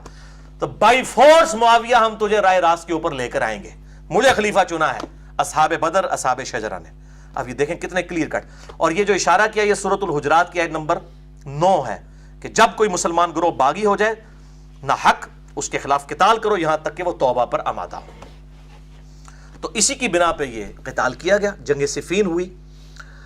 تو وہ کہتے ہیں ہم بائی فورس تجھے لے کے آئیں گے، اگر پھر بھی نہ آیا تو پھر ادھر ہی چلا جا جدھر اللہ نے تجھے پھینکا. اللہ اکبر. اے معاویہ میری جان کی قسم اگر تم اپنی نفسانی خواہشوں سے دور ہو کر عقل سے دیکھو گے تو سب لوگوں سے زیادہ مجھے ہی عثمان کے خون سے بری پاؤ گے، مگر یہ کہ تم بہتان باندھ کر کھلی ہوئی چیزوں پر پردہ ڈالنا چاہتے ہو. والسلام. چلو مسلمان مانا معاویہ کو، میں اہل تشیع کو بھی کہتا ہوں وہ کمزور درجے کا مسلمان تھے لیکن ہے مسلمان تھے، منافق نہیں تھے. ان کا معاملہ اللہ کے سپرد. السلام بھی اس میں کیا، والسلام لکھ کے خط کو مکمل کیا اور کہا یہ جو عثمان کے قتل کا جو بہانہ بنایا ہے مجھے خوب پتا ہے، سانوں پتا ہے کہ کیا ہوا ہے. ٹھیک ہے، میں بخاری مسلم تو کھول دیتا ہے کہ کیا ہوا ہے، اصل مقصد کیا سی. تو وہ انشاءاللہ میں اگلی دفعہ بتاؤں گا کہ ان لوگوں کی کیا ورڈک ہوا کرتی تھی. اور مولا عمر نے پہلے ہی بتا دیا تھا. صحیح مسلم میں 1258 نمبر حدیث ہے، یہ اب میں اس کی اگلے ورژن میں ڈال رہا ہوں 72 حدیث والے میں، اور کافی ساری حدیثیں میں نے ڈالی. 1258 صحیح مسلم دارالاسلام کی نمبرنگ کہ سیدنا عمر کہتے ہیں میں نے خواب دیکھا ہے اچھا ایک حدیث وہ ہے جو ان کے زخم لگنے کی ہے، وہ بخاری میں 3700 ہے، 3700، اس میں تو ہے ان کو زخم لگ گیا، موت کا وقت قریب آیا، انہوں نے 6 رکنی کمیٹی بنائی. یہ اس سے پہلے کا واقعہ، ابھی کچھ بھی نہیں ہوا. صحیح مسلم 1258 صحیح مسلم انٹرنیشنل نمبر کے مطابق. سیدنا عمر نے خطبہ دیا اور اس میں رسول اللہ کا ذکر کیا صلی اللہ علیہ وسلم، ابو بکر کا ذکر کیا اور کہا کہ دیکھو میں نے آج رات ایک خواب دیکھا ہے کہ ایک مرغے نے مجھے 3 دفعہ ٹھونگ ماری ہے، اور میں اس کی تعبیر کرتا ہوں کہ شاید میری موت کا وقت قریب آ رہا ہے، مجھے قتل کر دیا جائے گا. بخاری میں تو ہے زخم بھی لگ چکا تھا یہاں پہ. اور اگر مجھے کچھ ہو جائے تو دیکھنا خلافت کے امر کو ان 6 بندوں سے باہر نہ جانے دینا جن سے نبی صلی اللہ علیہ وسلم اپنی وفات تک راضی رہے: علی، عثمان، طلحہ، زبیر، عبد الرحمن بن عوف، سعد ابن ابی وقاص رضی اللہ عنہم اجمعین وعلیہم السلام. اس کا مطلب ہے کچھ سے پھر ناراض بھی ہوں گے اگر 6 سے وفات تک راضی رہے. یہ عشرہ مبشرہ والے تھے. ان میں سے خلیفہ چن لینا، اور اس کے بعد مجھے یہ خطرہ ہے کہ جن کو میں نے اسلام کی خاطر اپنے ہاتھوں سے مارا ہے، مار مار کے اسلام میں داخل کیا ہے، جن کو اسلام کی خاطر فتح مکہ پہ وہ لوگ معافی مانگ کے مسلمان ہو گئے ہیں، مجھے خطرہ ہے کہ یہ لوگ خلافت کے معاملے میں تان کریں گے. اور کیا بھی ہے دیکھیں. اور اگر یہ ان 6 بندوں کے خلاف کھڑے ہو جائیں تو ان کے کفر اور گمراہی میں شک نہ کرنا. یہ مولا عمر کا فتویٰ ہے بھائی جی، یہ سعودی عرب دا فتویٰ نہیں جے، نہ ایران دا فتویٰ جے. ان کے کفر اور گمراہی میں شک نہ کرنا جو ان 6 بندوں کے خلاف کھڑے ہوں. ہم کہتے ہیں خود آپ فیصلہ کریں. چلیں کفر کو آپ لغوی معنوں میں لے لیں، کفران نعمت، لیکن گمراہی کا تو اور ترجمہ کوئی نہیں ہو سکتا، ضلالہ کا تو ترجمہ ہی کچھ اور نہیں ہو سکتا. ٹھیک ہے، ہم پوچھتے ہیں ان 6 بندوں کے خلاف کھڑے ہونے والوں کو مولا عمر نے کہا ہے کہ گمراہ اور ان کے کفر میں شک نہ کرنا جو اس قسم کے اختلاف کریں گے. تو یہی آپ دیکھ لیں ادھر بھی کلیئر کٹ سیدنا علی بھی کہہ رہے ہیں کہ یہ اللہ کی منتخب کردہ شخصیات ہیں جن کو اصحاب بدر اور اصحاب شجرہ چنے. اگر یہ کوئی اس طرح کی حرکت کرو گے تو تلوار کے زور پہ تمہیں سیدھے راستے کے اوپر میں لے کے آؤں گا. بہرحال اس حوالے سے مولا علی علیہ السلام کی جو حقانیت ہے بخاری اور مسلم کی احادیث کی روشنی میں نے اس پہ ڈیٹیل لیکچر دیا ہے. خلافت و ملوکیت صحیح مسئلہ خروج اور فکر حسین حق پرستی کی علامت ہے، مسئلہ نمبر 101 اہل سنت پاک.com پہ. اور باقی یہ واقعہ کربلا کا حقیقی پس منظر 72 صحیح الاسناد احادیث کی روشنی میں، اس میں 150 روایتیں، اب انشاءاللہ 200 ہو جائیں گی جو میں اب اور اس کا اگلا ورژن انشاءاللہ نکالنے لگا ہوں. پھر انشاءاللہ معاملات بالکل کھل کر سامنے آ جائیں گے. یہاں پہ میں ایک بات خصوصاً اہل تشیع کے لیے کر دوں، اپنا اہل سنت کا مقدمہ میں ان کے سامنے رکھ دیتا ہوں کہ اہل تشیع بھائیوں سے بھی میری ریکویسٹ ہے کہ وہ اہل سنت کے بارے میں اس حوالے سے کوئی بدگمان نہ ہو. اہل سنت میں کوئی دوسری رائے نہیں ہے. ہم حضرت معاویہ ہوں، حضرت مغیرہ ابن شعبہ ہوں، حضرت عمر ابن عاص ہوں، حضرت بصر ہوں رضی اللہ عنہم اجمعین، ہم صرف ان کا اتنا دفاع کرتے ہیں کہ ان پہ لعنت نہ کریں. ان کے مرنے کے بعد وہ اللہ کے پاس جا چکے ہیں، اللہ جانے ان کا معاملہ. ہم صرف اتنا دفاع کرتے ہیں، باقی ان کی غلطیوں کا کوئی جھوٹا دفاع نہیں کرتے.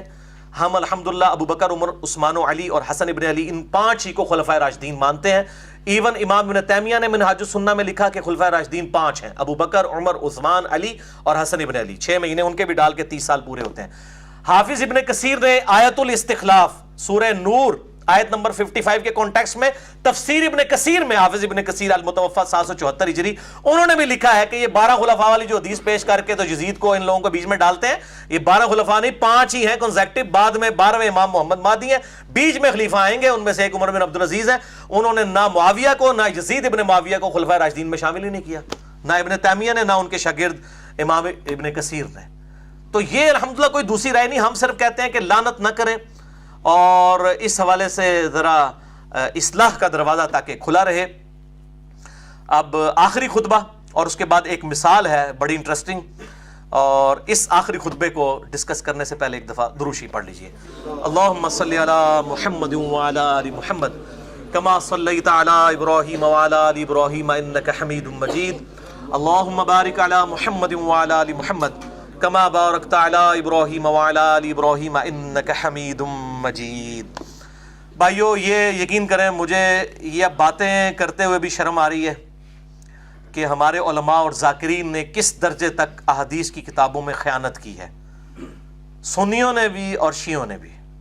اس میں سے میں آپ کو اب ایک ایک مثال دینے لگا ہوں، اس کے بعد آپ کے رونگٹے کھڑے ہو جائیں گے. اور اس کے بعد میں سمجھتا ہوں کہ یہ چیز ویڈیو ریکارڈنگ میں لا کے اہل سنت عوام کو میں نے سنیوں کے مولویوں پہ مسلط کر دیا، آپ سمجھ لیں، اور اہل تشیع عوام کو ان کے ذاکرین کے اوپر مسلط کر دیا، جو بھی کتمان حق کر رہے ہیں اور حق کو چھپا رہے ہیں۔ حجت الاسلام مفتی جعفر حسین صاحب کا جو اردو ترجمہ ہے نہج البلاغہ کا، پیج نمبر 617 اور خطبہ نمبر ہے 225، یہ میں ادھر سے پڑھنے لگوں۔ فرحان بھائی یہ والا پیج بھی ذرا ان کو دکھا دیجئے جو کارستانی ہوئی ہے، تاکہ ان کو یہ پتہ چل جائے کہ یہ کس لیول کے اندر جو ہے وہ بے ایمانی کی گئی ہے۔ یہ میرے بھائیوں، یہ خطبہ، یہ والا پیج فرحان بھائی، یہ خطبہ نمبر ہے 225، یہ ریڈ کلر سے آپ دیکھ رہے ہیں کہ میں نے انسرکل کیا ہوا ہے۔ فلاں فلاں کے بارے میں نہ نہیں لکھ دے، چھپا جاندے نے، فلاں، یہ فلاں پھر میں بتاتا ہوں فلاں کون تھا جس کے بارے میں مولا علی علیہ السلام نے تعریفی کلمات کہے اور انہوں نے چھپا لیے۔ اب یہ خطبہ میں آپ کو ورڈ بائی ورڈ یہ مفتی جعفر صاحب کا ترجمہ ہی پڑھ کے سناتا ہوں، یہ آپ ذرا سنیے۔ خطبہ نمبر ہے 225، پیج نمبر 617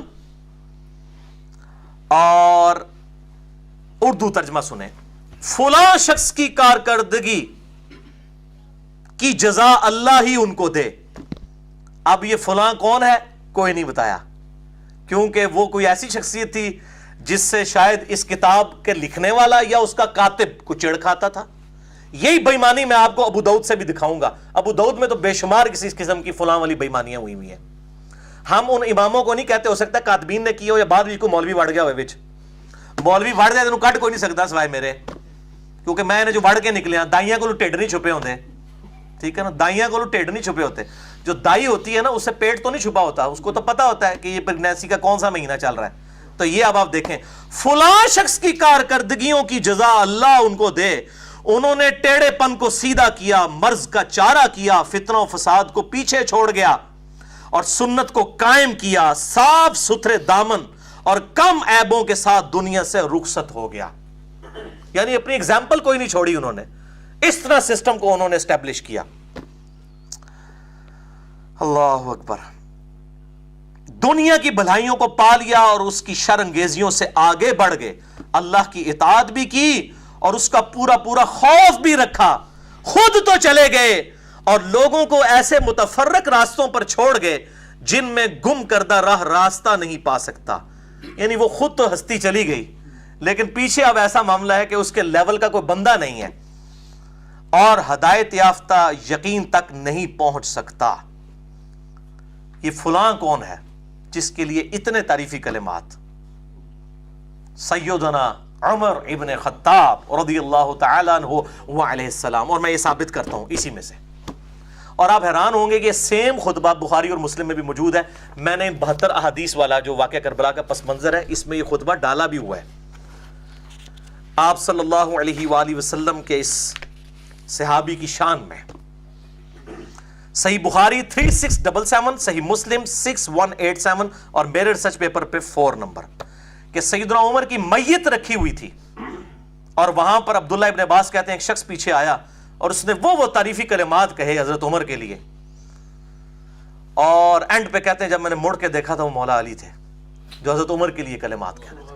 اب وہ کلمات ایسے ہیں اور میری تو پھر حالت غیر ہو جاتی ہے، میں پھر اور طرف چل پڑوں گا، اس لیے میں اس کو چھوڑ رہا ہوں۔ میں نے اس خطبے کو سیدنا عمر کی شان میں جو مسئلہ 65 دیا ہے اس کے اندر اس خطبے کو بیان بھی کیا ہے۔ میں اس لیے بتا رہا ہوں کہ نہج البلاغہ میں جو الفاظ موجود ہیں یہ صحیح بخاری کے اندر بھی موجود ہیں، اور یہ جو انہوں نے کہا نا کہ وہ خود تو چلا گیا، جب تک وہ تھا معاملات جڑے ہوئے تھے، اب متفرق ہو گئے ہیں، یہ سیم الفاظ آپ صلی اللہ علیہ وسلم کے بھی ہیں۔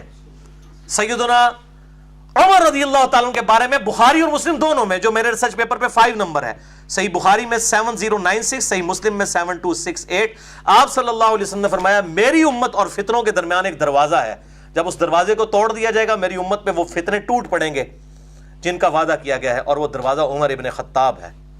ابو بکر اور عمر کی خلافت محفوظہ ہے، سیدنا عثمان و علی کی خلافت ہے خلافت راشدہ ہے لیکن خلافت مفتونہ ہے، فتنوں والی ہے۔ سیدنا عمر کی شہادت بیسیکلی اسلام کی پیٹھ میں وہ چھرا تھا جو گھونپا گیا، اور مولا علی بھی یہاں پہ کہہ رہے ہیں کہ ایسے متفرق راستوں میں چھوڑ گئے کہ جن میں گم کردہ راہ راستہ نہیں پا سکتا اور ہدایت یافتہ یقین تک نہیں پہنچ سکتا. وہ کہتے ہیں جو راہ کی تلاش میں وہ راہ نہیں پا سک رہا اور جو ہدایت یافتہ ہے اس کو بھی یقین نہیں آ رہا کہ اب اس معاملے کو کس طرح ٹیکل کیا جائے. وہی حضرت عثمان کے دور میں پھر ہوا. اب یہ الگ سے ایک باب ہے. میں اب وہ ساری احادیث سیدنا عثمان کی شہادت کے اسباب کیا ہیں بخاری مسلم کے حوالے سے اس میں انشاءاللہ ایڈ کرنے جا رہا ہوں. 8 پیجز اور بڑھ جائیں گے, 50 کے قریب روایتیں, پھر 200 روایتیں 72 کے ٹائٹل سے اس 5B ریسرچ پیپر میں انشاءاللہ ہو جائیں گی. اب یہ جو فلاں شخص یہ لکھا نا فلاں نہج البلاغہ, میرے بھائیوں نہج البلاغہ کی سب سے اتھینٹک شرح, جیسا کہ صحیح بخاری کی سب سے اتھینٹک شرح لکھی گئی ہے فتح الباری امام ابن حجر اسقلانی المتوفا 852 ہجری, نہج البلاغہ کی سب سے اتھینٹک شرح اہل سنت اہل تشیع دونوں کے ہاں, کیونکہ ایک نیوٹرل بندے نے لکھی تھی, وہ معتزلی عالم دین تھے اور ان کا نام ہے امام ابو حامد عبد الحمید ابن ابی الحدید المتوفا 655 ہجری. ان کو شیعہ اور سنی دونوں ہی ادر کی نگاہ سے دیکھتے ہیں, کیونکہ نیوٹرل سے نا, سنی کے ہوتے تو شیعہ کہتے ہیں امیزی, شیعہ کے ہوتے تو سنی کہتے ہیں, تو یہ نیوٹرل بندہ تھا. اس نے بھی شرح لکھی ہے نہج البلاغہ کی اور سب سے عرب اور عجم میں یہ سب سے زیادہ مشہور شرح ہے. مکتبۃ الشاملہ اہل تشیع کا بھی بنا ہے, عرب کے لوگوں نے یہ سنیوں کی کتابوں کا بھی بنایا اور شیعہ کے بھی, وہ میرے پاس ہے, اس میں بھی نہج البلاغہ کی یہ ساری شروحات رکھی ہوئی ہیں. اور اس میں یہ جو شخص تھا نا جی, اس کا بڑا ذاتی شغف تھا نہج البلاغہ کے ساتھ. اس کے پاس امام رضی شریف المتوفا 406 ہجری جنہوں نے نہج البلاغہ لکھی, مولا علی کے خطبات جمع کیے, ان کا کلمی نسخہ اس بندے کے پاس نہج البلاغہ کا تھا, ان کے ہاتھ کا لکھا ہوا. اور اس میں نا یہ فلاں جو ہے نا, فلاں کے ساتھ سٹیرک لگا کے, شاید انہوں نے تو اپنے عوام سے بچنے کے لیے تقیہ کیا ہو, سٹیرک لگا کے نا فٹ نوٹ پہ انہوں نے لکھا تھا کہ فلاں سے مراد عمر ابن خطاب ہے رضی اللہ تعالیٰ عنہ علیہ السلام. یہ میں اپنی طرح سے نہیں بتا رہا, جس نے نہج البلاغہ لکھی اس کے کلمی نسخے میں یہ چیز موجود ہے کہ اس نے یہ انصاف کیا کہ تقیہ کر لیا لیکن ساتھ فٹ نوٹ پہ یہ لکھ بھی دیا کہ عمر ابن خطاب ہے, تاکہ اپنی عوام سے جان چھڑائی جا سکے.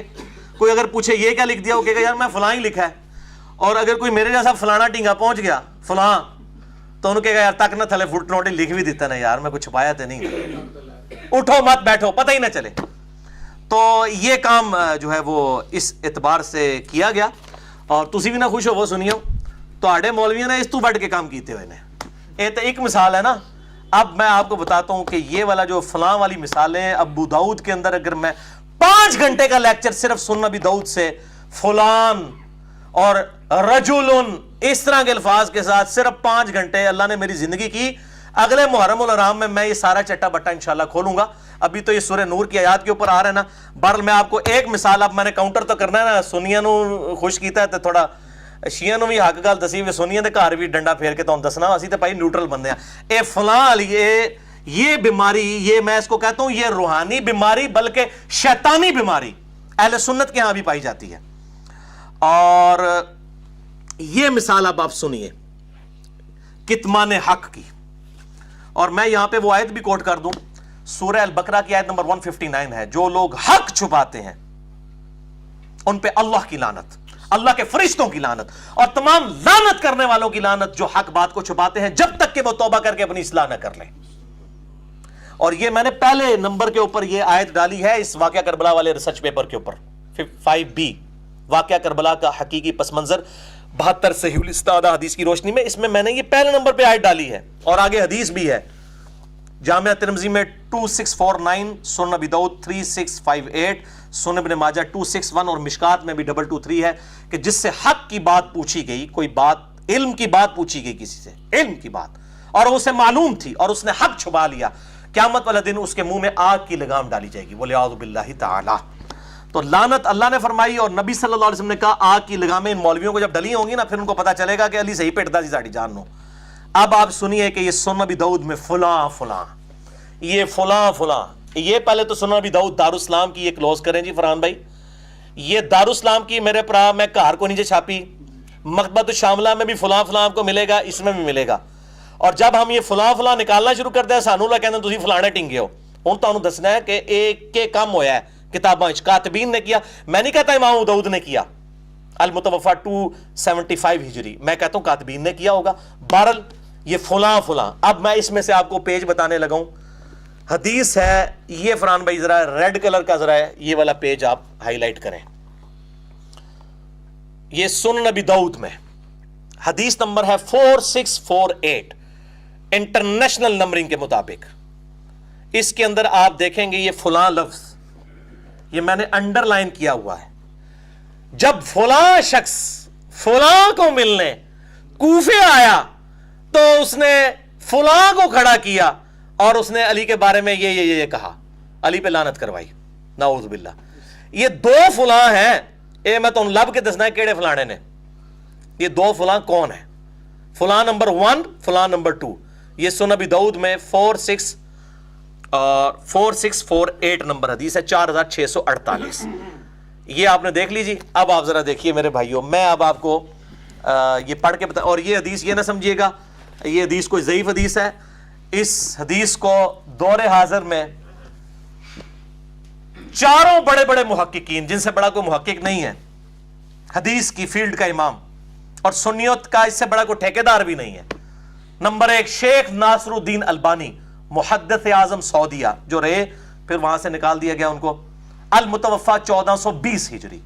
نمبر 2 شیخ زبیر لزئی رحمہ اللہ تعالی, المتوفا 1435 ہجری. نمبر 3 شیخ شعیب آرنوت, یہ بھی عرب کے اسکالر ہیں, المتوفا 1438 ہجری, وہ ابھی فوت ہوئے ہیں. اور نمبر 4 شیخ غلام مصطفیٰ ظہیر صاحب حافظہ اللہ تعالی. وہ تو مجھے گالیاں نکالتے ہیں لیکن میں علم کی قدر کرتا ہوں. انہوں نے بھی, تسی بھی کہہ دو حافظہ اللہ تعالی, اللہ تعالیٰ ان کی حفاظت کرے شیاطین کے شر سے, من الجنت والناس. انہوں نے بھی اس حدیث کو صحیح کہا, اور الحمدللہ کتمان حق والے معاملے میں اللہ تعالیٰ نے اس حوالے سے محفوظ کیا. باقی معاملات میں بھی اللہ تعالیٰ ان کو ہدایت دے, ہم تو دعائیں ان کے لیے کر سکتے ہیں. تو ان چاروں نے اس حدیث کو صحیح کہا ہوا ہے. اور میں پہلے ابو داؤد میں سے آپ کو الفاظ پڑھ کے بتاتا ہوں عربی نسخے کے. لما قدم فلان الی الکوفہ, جب فلاں شخص کوفے میں آیا, اقام فلان, تو اس نے فلاں کو کھڑا کیا, خطیباً, خطیب کی حیثیت سے, سپاس نامہ پڑھنے کے لیے. فاخذ بیدی سعید بن زید, تو وہ تابعی کہتے ہیں سعید ابن زید جو سیدنا عمر کے بہنوئی اور عشرہ مبشرہ میں سے تھے, انہوں نے میرا ہاتھ پکڑا اور کہا الا ترى الى هذا الظالم, تو اس ظالم شخص کو نہیں دیکھ رہا. یہ کہتے ہیں جی, یہ اپنی طرف سے کہتا ہے ظالم مغیرہ, ظالم مغیرہ. میں تانوں دسنا وا اے بھائی جی, سعید ابن زید نے کیا ہوا ظالم, جبکہ میں گواہی دیتا ہوں کہ سیدنا علی جو ہیں وہ جنتی ہیں, 9 بندے جنتی, اور اگر میں 10ویں کا بھی نام لوں تو میں گناہگار نہیں ہوں گا. 9 بندوں کے بارے میں آپ صلی اللہ علیہ وسلم نے ایک مجلس میں فرمایا تھا, ابو بکر فی الجنہ, عمر فی الجنہ, عثمان فی الجنہ, علی فی الجنہ, طلحہ, زبیر, عبد الرحمن بن عوف, سعد ابن ابی وقاص رضی اللہ عنہم اجمعین وعلیہم السلام, یہ سب کے سب لوگ جنت میں. اور اگر چاہوں تو میں 10ویں کا نام بھی بتا دوں کہ وہ بھی جنت میں. پھر خاموش ہو گئے. انہوں نے پوچھا 10ویں کا بتائیں. ان کا 10واں شخص میں ہوں, جس کے بارے میں نبی صلی اللہ علیہ وسلم نے فرمایا تھا, سعید ابن زید, شروع کے مسلمانوں میں سے. سیدنا عمر کا بہنوئی ان سے بھی پہلے مسلمان ہوا, اور سیدنا عمر کی ماریں کھانی پڑی ان کو. سعید ابن زید. اب وہ شخص کا فتویٰ, یہ کوئی میرا فتویٰ نہیں ہے. اس ظالم شخص کو دیکھو. اب یہ ظالم کون ہے, یہ فلاں فلاں کون ہے. اب یہ الحمدللہ جو میں نے کہا نا کہ یہ حق بات چھپتی نہیں ہے, اللہ کا شکر ہے, اللہ تعالیٰ نے اس بات کو ظاہر فرمایا. سیم منوان 8 راوی ہیں اس حدیث میں, ابو داؤد میں 4648 میں, 8 کے 8 وہی راوی ہیں ایک اور کتاب کے اندر, وہ ہے سنن نسائی الکبریٰ. کوئی سند کا بھی فرق نہیں ہے, 100% سند وہی ہے. اور وہاں دونوں فلاں کے نام بھی ہیں کہ فلاں نمبر 1 کون ہے اور فلاں نمبر 2 کون ہے. امام نسائی نے نہیں, تاہی تے امام نسائی نو پھر شہید بھی کر دیتا گیا نا. اس طرح بندہ کتے بچتا ہے. امام نسائی نے چٹا بٹا کھول دیا سنن نسائی الکبریٰ کے اندر. سنن نسائی الکبریٰ میرے بھائیوں وہ کتاب ہے جو امام نسائی نے لکھی، المتوفی 303 ہجری، احمد بن شعیب نسائی، المتوفی 303 ہجری، 11,770 احادیث کا مجموعہ، سنن نسائی الکبریٰ۔ پھر ان کے شاگرد نے اس کتاب کو مختصر کیا تلخیص کے ساتھ، ان کے شاگرد تھے امام احمد بن محمد ابن السنی، المتوفی 364 ہجری، 364۔ انہوں نے اس کی تلخیص کی اور 5,761 احادیث جمع کی، جو ہماری سنن نسائی کتب ستہ میں ہے، بخاری مسلم کے بعد سب سے اتھینٹک کتاب ہے، سب سے کم احادیث ضعیف اس کتاب میں ہے۔ یہ اسی سنن نسائی الکبریٰ میں سے نکلی ہوئی ہے جس میں اوریجنلی 11,770 احادیث تھیں۔ اسی سنن نسائی الکبریٰ کا چیپٹر ہے عمل الیوم واللیلہ، اسی کا ایک چیپٹر ہے وفات النبی، جس پہ میں نے ابھی 163 مسئلہ جو ریکارڈ کروایا تھا ربیع الاول میں، اسی کا ایک چیپٹر ہے فضائل قرآن، اور اسی کا ایک چیپٹر ہے خصائص علی جس میں 194 احادیث ہیں۔ شیخ غلام مصطفیٰ ظہیر صاحب جو شیخ زبیر علی زئی صاحب کے شاگرد رشید ہیں، ان کی تحکیم کے ساتھ یہ جہلم شہر سے شائع ہے، اور یہ ریسرچ پیپر نمبر 5D کے عنوان سے اہل سنت پاک.com پہ اس کا PDF رکھا ہوا ہے۔ خصائص علی، دمشق میں جب گئے امام نسائی، سیدنا علی کے بارے میں بکس پایا جاتا تھا، 194 احادیث انہوں نے سیدنا علی کے فضائل پہ خصائص علی جمع کی۔ یہ اسی سنن نسائی الکبریٰ کا چیپٹر ہے جس کی وجہ سے امام نسائی کی شہادت بھی ہوئی، تمام محدثین نے اسے نقل کیا ہے بالاجماع۔ اور اسی کا ایک میرے بھائیوں چیپٹر ہے جس میں یہ فلاں نمبر 1 اور فلاں نمبر 2 پتہ چلیں گے، یہ بھی چھپ چکا ہے اردو زبان میں، ہر شے پائی ساڈے کول۔ یہ فضائل صحابہ، جب امام نسائی پہ تہمت لگائی تسی علی علی کر دے ہو تو تسی کدھر شیعہ تے نہیں ہو، انہوں نے پھر فضائل صحابہ لکھی جس میں انہوں نے صحابہ کرام علیہم رضوان کے فضائل لکھے، سیدنا ابو بکر، عمر، عثمان و علی سب کے، اور امام نسائی کے نزدیک خلیفۃ الرسول، وصی رسول نہیں، خلیفۃ الرسول سیدنا ابو بکر الصدیق ہیں رضی اللہ تعالیٰ عنہ، ان کی سنیت میں کوئی شک نہیں ہے۔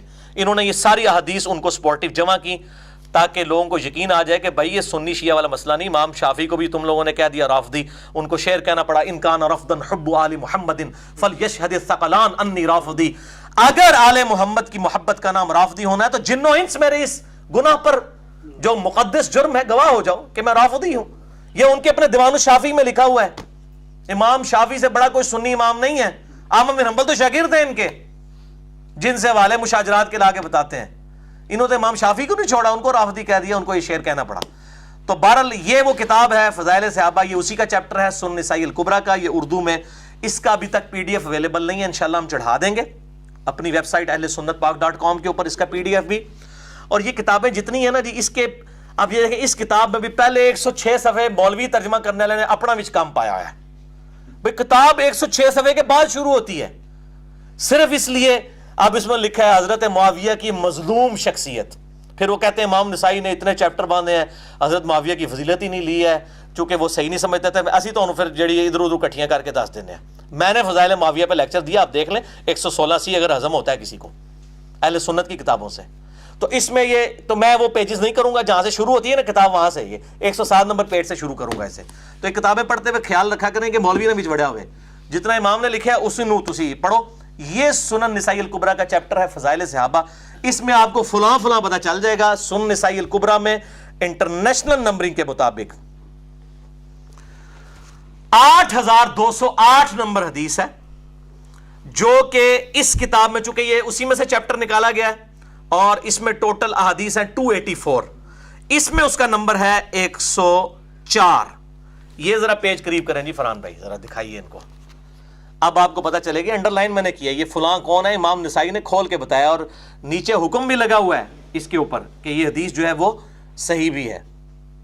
یہ والا پیج جی، اس میں آپ کو پتہ چل جائے گا فلاں نمبر 1 کون ہے اور فلاں نمبر 2 کون ہے۔ آپ اس کو پڑھیں گے تو میں اب یہ پڑھ کے آپ کو عربی بھی بتاتا ہوں اور اردو میں بتاتا ہوں، امام نسائی نے وہ کھول دیے یہ کون ہے۔ اور اس حدیث کے اوپر جو حکم لگا ہوا ہے نا جی، اسنادہ حسن، اور یہ بھی اگلا پیج بھی دکھا دیں، یہ والا میں نے اس پہ سنن نسائی الکبریٰ کا نمبر بھی لکھ دیا تاکہ آسانی ہو، اور اس پہ حسن کا حکم بھی، اور ساتھ یہ تخریج بھی ہوئی ہے کہ یہ حدیث مسند احمد میں بھی باقی کتابوں کے اندر بھی موجود ہے۔ یہ شیخ غلام مصطفیٰ ظہیر صاحب نے شیخ زبیر علی زئی صاحب کے اصولوں کے مطابق، چونکہ وہ ان کے شاگرد ہیں، اس کو لکھا ہے۔ اب میں آپ کو یہ عربی پڑھ کے سناتا ہوں کہ یہ کون تھا۔ وہاں تھا نا، لما قدم فلان الی الکوفہ، یہاں ہے لما قدم معاویۃ الکوفہ، جب معاویہ کوفہ آئے، اقام مغیرۃ ابن شعبہ، تو انہوں نے مغیرہ ابن شعبہ کو کھڑا کیا، خطباء یتناولون علیہ، تو مغیرہ ابن شعبہ ظاہر ہے وہ ان کے اسسٹنٹ تھے، گورنر تھے ان کی طرف سے، انہوں نے آگے خطباء مقرر کر دیے، بندے انہوں نے مقرر کیے، کہتے ہیں جی خود نہیں کیے، وہ پرویز مشرف بھی لال مسجد میں خود تو نہیں گیا تھا، کروایا تو اسی نے تھا نا، ٹھیک ہے نا، یہ ملنے کے لیے ہیں، سپاس نامے جس کی شان میں پڑھے جا رہے ہیں وہ کون سے ہیں؟ اس میں آپ کو بتاؤں کئی روایتیں ایسی ہیں جو میں نے ابھی تک 5B میں نہیں ڈالی تھی، اگلی پرنٹنگ میں انشاءاللہ ڈالنے لگا ہوں 5B کے اندر، اس کے اندر واقعہ کربلا کا حقیقی پس منظر 72 صحیح الاسناد احادیث کی روشنی میں، اس میں سب و شتم والی کئی روایتیں ڈالی ہوئی ہیں، اور اس میں سے ملی ہیں جس میں بائی نیم حکم لگے ہوئے ہیں، مغیرہ ابن شعبہ رضی اللہ تعالیٰ عنہ نے باقاعدہ سیدنا علی کے اوپر خود لعنت کی ہے، لعنت کے الفاظ موجود ہیں، اور بلکہ لوگوں کو حکم دیا کہ علی پر لعنت کرو، اور سعید ابن زید وہاں پہ بھی کھڑے ہوئے، کم از کم 4 مزید روایتیں ابھی تک اس پمفلٹ میں نہیں تھی جو میں اس میں سے انشاءاللہ تعالیٰ اگلی پرنٹنگ میں 5B وہ عربی میں نے ڈال کے اپلوڈ کر دی ہیں، اور انشاءاللہ تعالیٰ یہ آپ اس کو پڑھ بھی سکیں گے اردو میں جب آ جائے گا۔ تو جب معاویہ کوفہ آئے تو مغیرہ ابن شعبہ کو انہوں نے کھڑا کیا، انہوں نے آگے خطباء مقرر کیے اور سیدنا علی کے اوپر، اور وہ وہاں پر پھر وہ کہتے ہیں سعید ابن زید، الم ترى هذا الظالم الذي يأمر بلعن رجل من اہل الجنہ، اس ظالم کو نہیں تو دیکھتا کہ یہ اس شخص کے اوپر لعنت کروا رہا ہے کہ جو اہل جنت میں سے ہے۔ پھر ایک اور طریق میں آگے جا کے آئے گا کہ وہ ایک شخص پھر وہ سیدنا یہی سعید ابن زید کہتے ہیں کہ ہمارے حکمران دیکھو ہمیں یہ حکم دیتے ہیں ہم لعنت کریں اپنے بھائیوں پر، ہم کبھی لعنت نہیں کریں گے، ہم ان کے لیے دعا کریں گے۔ اتنے میں ایک شخص آ کہتا ہے کہ اے سعید ابن زید، میں تو دنیا میں سب سے بڑھ کر مولا علی سے محبت کرتا ہوں۔ تو سعید ابن زید کہتے ہیں تجھے خوشخبری ہو، تو جنتی شخص سے محبت کرتا ہے۔ اس ٹائم بھی جو ہے وہ علی کے چاہنے والے موجود تھے، آج سارے ریال لگا کے بھی کوئی سیدنا علی کی محبت نہیں ختم کر سکتا لوگوں کے دلوں سے۔ احادیث محدثین کھڑے ہیں الحمدللہ، اللہ تعالیٰ نے قیامت تک کے لیے جو ہے وہ حجت تمام کر دی اس حوالے سے۔ تو یہ کہتے ہیں یہ لعنت کرنے کا حکم دیتا ہے یہ ظالم شخص۔ تو یہ الحمدللہ یہ حوالہ بھی میں نے آپ کو فلاں والا پیش کر دیا تاکہ آپ کو یہ پتہ چل جائے۔ اگلی پرنٹنگ میں انشاءاللہ تعالی میں مزید طریق بھی اس کے کئی ایک طرق ایڈ کر دوں گا، اور اس میں کئی اور احادیث بھی آپ کو زبان درازی اور مولا علی پہ جو ممبروں پہ لعنت کروائی جاتی تھی حضرت معاویہ کے دور میں اور بعد میں بھی، اللہ بھلا کرے عمر بن عبدالعزیز کا رحمہ اللہ تعالی وعلیہ السلام المتوفی 101 ہجری کے، انہوں نے یہ ساری لعنت ختم کروائی۔ اور ان اللہ یأمر بالعدل والاحسان والی آیت جو ہے خطبے کے اندر داخل کی، اور الحمدللہ وہ سنت آج تک زندہ ہے، نسل در نسل تواتر کے ساتھ ٹرانسفر ہوئی ہے الحمدللہ۔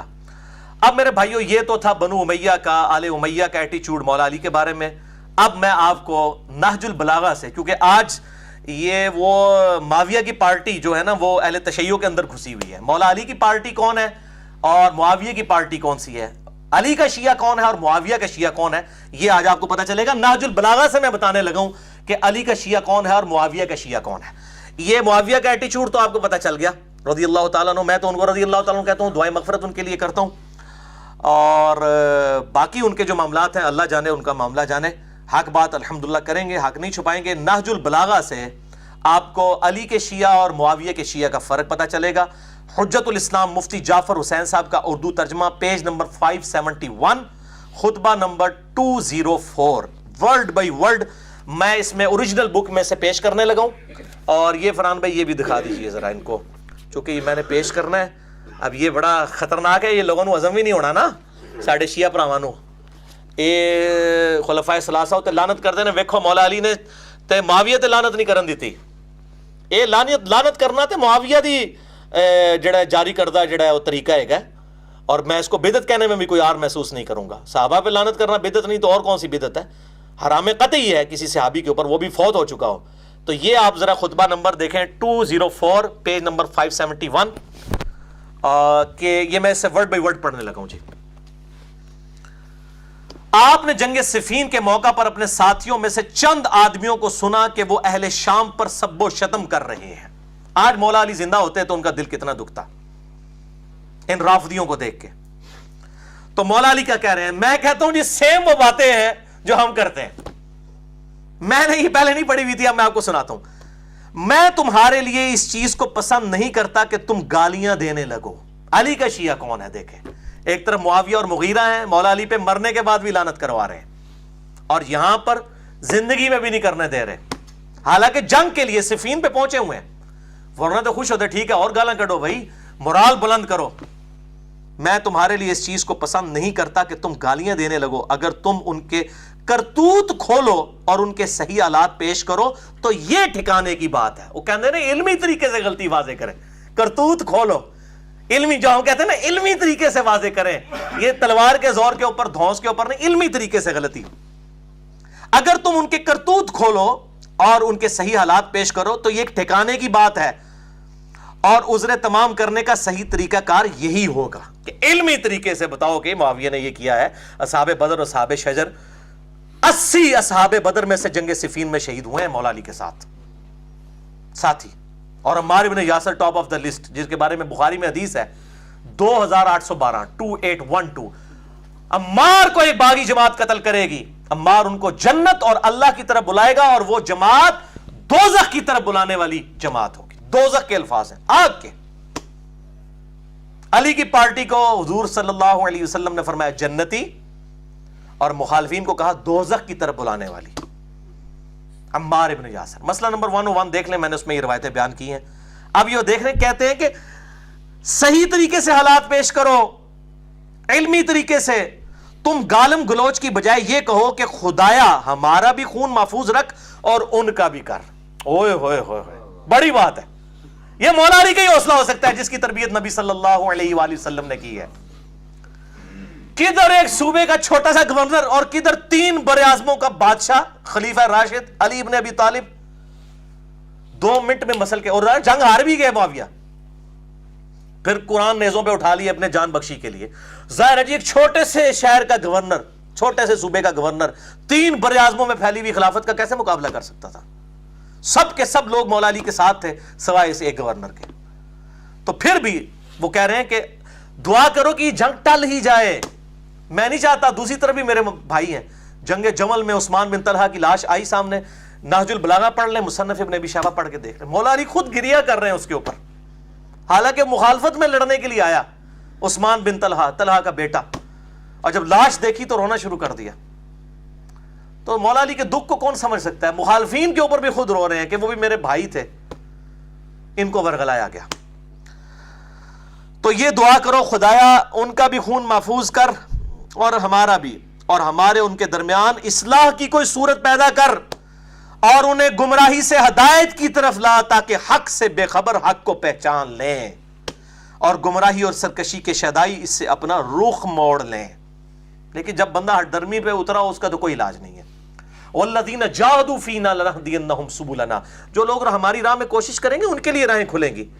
اب یہ آپ دیکھ لیں مولا علی کا یہ ایٹیچیوڈ ہے، اور لعنت سے روک دیا.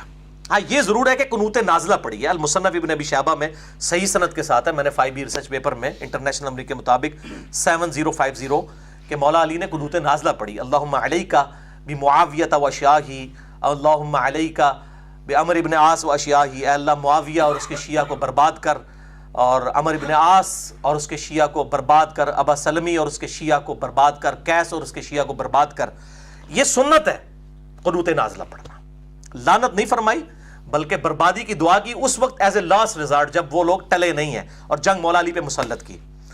اور اسی طریقے سے المصنف ابن ابی شیبہ میں وہ کتاب الجمل چیپٹر جو جس میں جنگ جمل، نہروان اور صفین والے 3 باب ہے، اس میں انٹرنیشنل نمبر کے مطابق 37880 روایت ہے کہ مولا علی علیہ السلام نے کہا کہ میں اللہ سے امید کرتا ہوں.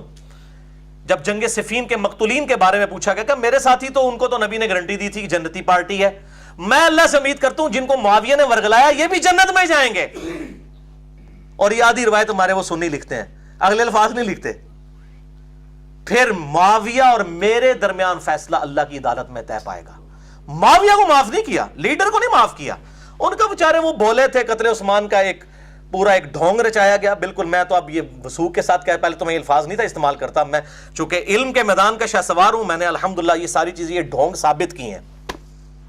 ٹھیک ہے، اور میں نے بخاری سے 4108 نمبر حدیث 4108 پیش کی ہے کہ حضرت معاویہ نے کنایا کر کے عبداللہ بن عمر کو کہا میں تیرے باپ سے زیادہ خلافت کا حقدار ہوں، حضرت عمر کی توہین کی، اور وہاں پہ حضرت عبداللہ بن عمر نے جواب نہیں، لیکن بعد میں کہا میں نے ارادہ کیا میں اس کو اسی وقت کہوں کہ تجھ سے زیادہ خلافت کا حقدار وہ ہے جس نے تجھے اور تیرے باپ کو مار مار کے اسلام میں داخل کیا تھا، قتال کیا تھا، یعنی مولا علی۔ لیکن میں فتنے کے ڈر سے خاموش ہو گیا، اور پھر مجھے آخرت کی نعمتیں یاد آ گئیں، اور راوی کہتے ہیں کہ شکر ہے اس نے اپنی جان بھی بچا لی ابن عمر نے یہ بات کر کے، اور اپنی عزت بھی بچا لی۔ 4108 کڑوی گولی بخاری میں۔ اچھا یہ ابن عمر کے جو الفاظ ہیں نا کہ میں اس کو کہوں تیرے باپ کو اور تجھے مار مار کے، یہ الفاظ صحیح مسلم میں حضرت عمر کے وہ الفاظ ہیں 1258 کہ دیکھنا ان 6 بندوں کے ساتھ جو مخالفت کرے گا خلافت کے معاملے میں تو یہ وہی لوگ ہوں گے جن کو میں نے مار مار کے اسلام میں داخل کیا ہوا ہے۔ دیکھا وہی الفاظ ہیں جو ابن عمر نے کہے، دیکھا کیسی کڑیاں ملی ہیں، ٹھیک ہے نا۔ اور دیکھو انہوں نے پھر بعد میں توہین بھی حضرت عمر کی۔ اے عبداللہ بن زبیر نے مت مار چٹی سی، مت تہاڈی کسی اور نے ماری ہے، تہاڈی چندیاں نے تہاڈی مت ماری ہے۔ اصل بخاری مسلم نے حق گل دس دیتی ہے بھائی، ایا کرو، بخاری مسلم کے منکر نہ بنو، منکرین حدیث نہ بنو، صحیح اہل الحدیث اہل السنہ بنو، الحمدللہ۔ تو یہ میں نے 2 روایتیں بتا دی۔ تو اس حوالے سے میں یہی کہتا ہوں کہ علی کا شیعہ وہ ہے جو صحابہ کرام پہ لعنت نہ کرے، اور معاویہ کا شیعہ وہ ہے جو انہی کی جاری کردہ اس بدعت کے اوپر چلے۔ باقی جنگ جمل نہروان صفین کے حوالے سے جسے شوق ہو تو میرا ریسرچ پیپر نمبر 5B اور مسئلہ نمبر 101 ہے اہل سنت پاک.com پہ۔ خلافت و ملوکیت صحیح مسئلہ خروج اور فکر حسین حق پرستی کی علامت ہے۔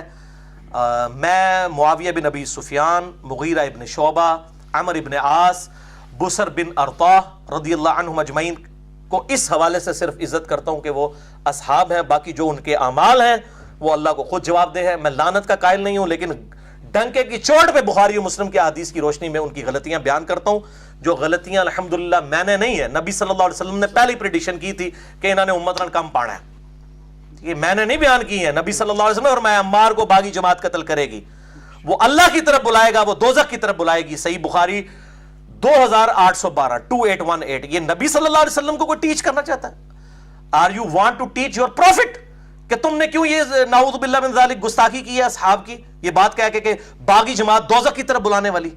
اپنے ایمان کی فکر کریں، اس پارٹی کو بچانے کی خاطر کہ اپنا ایمان ہی نہ گواہ بیٹھنا، نبی کے ساتھ دشمنی نہ لو اور نبی کے ساتھ ٹکر نہ لو، اللہ کا عذاب آ جائے گا والعیاذ باللہ تعالی۔ اور دوسرا لیکچر ہے مسئلہ نمبر 102 فضائل حسین اور یزید کے برے کرتوتوں کے جھوٹے دفاع کے علمی جوابات، یہ 2 لیکچر ہیں، اور میرا ریسرچ پیپر نمبر 5B ہے۔ انشاءاللہ باقی گفتگو ہم اگلے لیکچر میں کریں گے اہل سنت کے حوالوں کے اعتبار سے، اور اس میں پھر آپ کو کئی ایک ٹروتھ اور انشاءاللہ رویل ہوں گے انشاءاللہ تعالی۔ اللہ تعالیٰ سے دعا ہے جو حق بات میں نے کہی اللہ تعالیٰ ہمارے دلوں میں راسخ فرمائے۔ اگر جذبات میں میرے منہ سے کوئی غلط بات نکل گئی تو اللہ تعالیٰ ہمارے دلوں سے معاف کر دے، ہمیں کتاب و سنت کی تعلیمات پر عمل کر کے دوسرے بھائیوں تک پہنچانے کی توفیق عطا فرمائے۔ سبحانک اللہم و بحمدک، اشہد ان لا الہ الا انت، استغفرک و اتوب الیک، وما علینا الا البلاغ المبین۔ جزاکم اللہ خیرا۔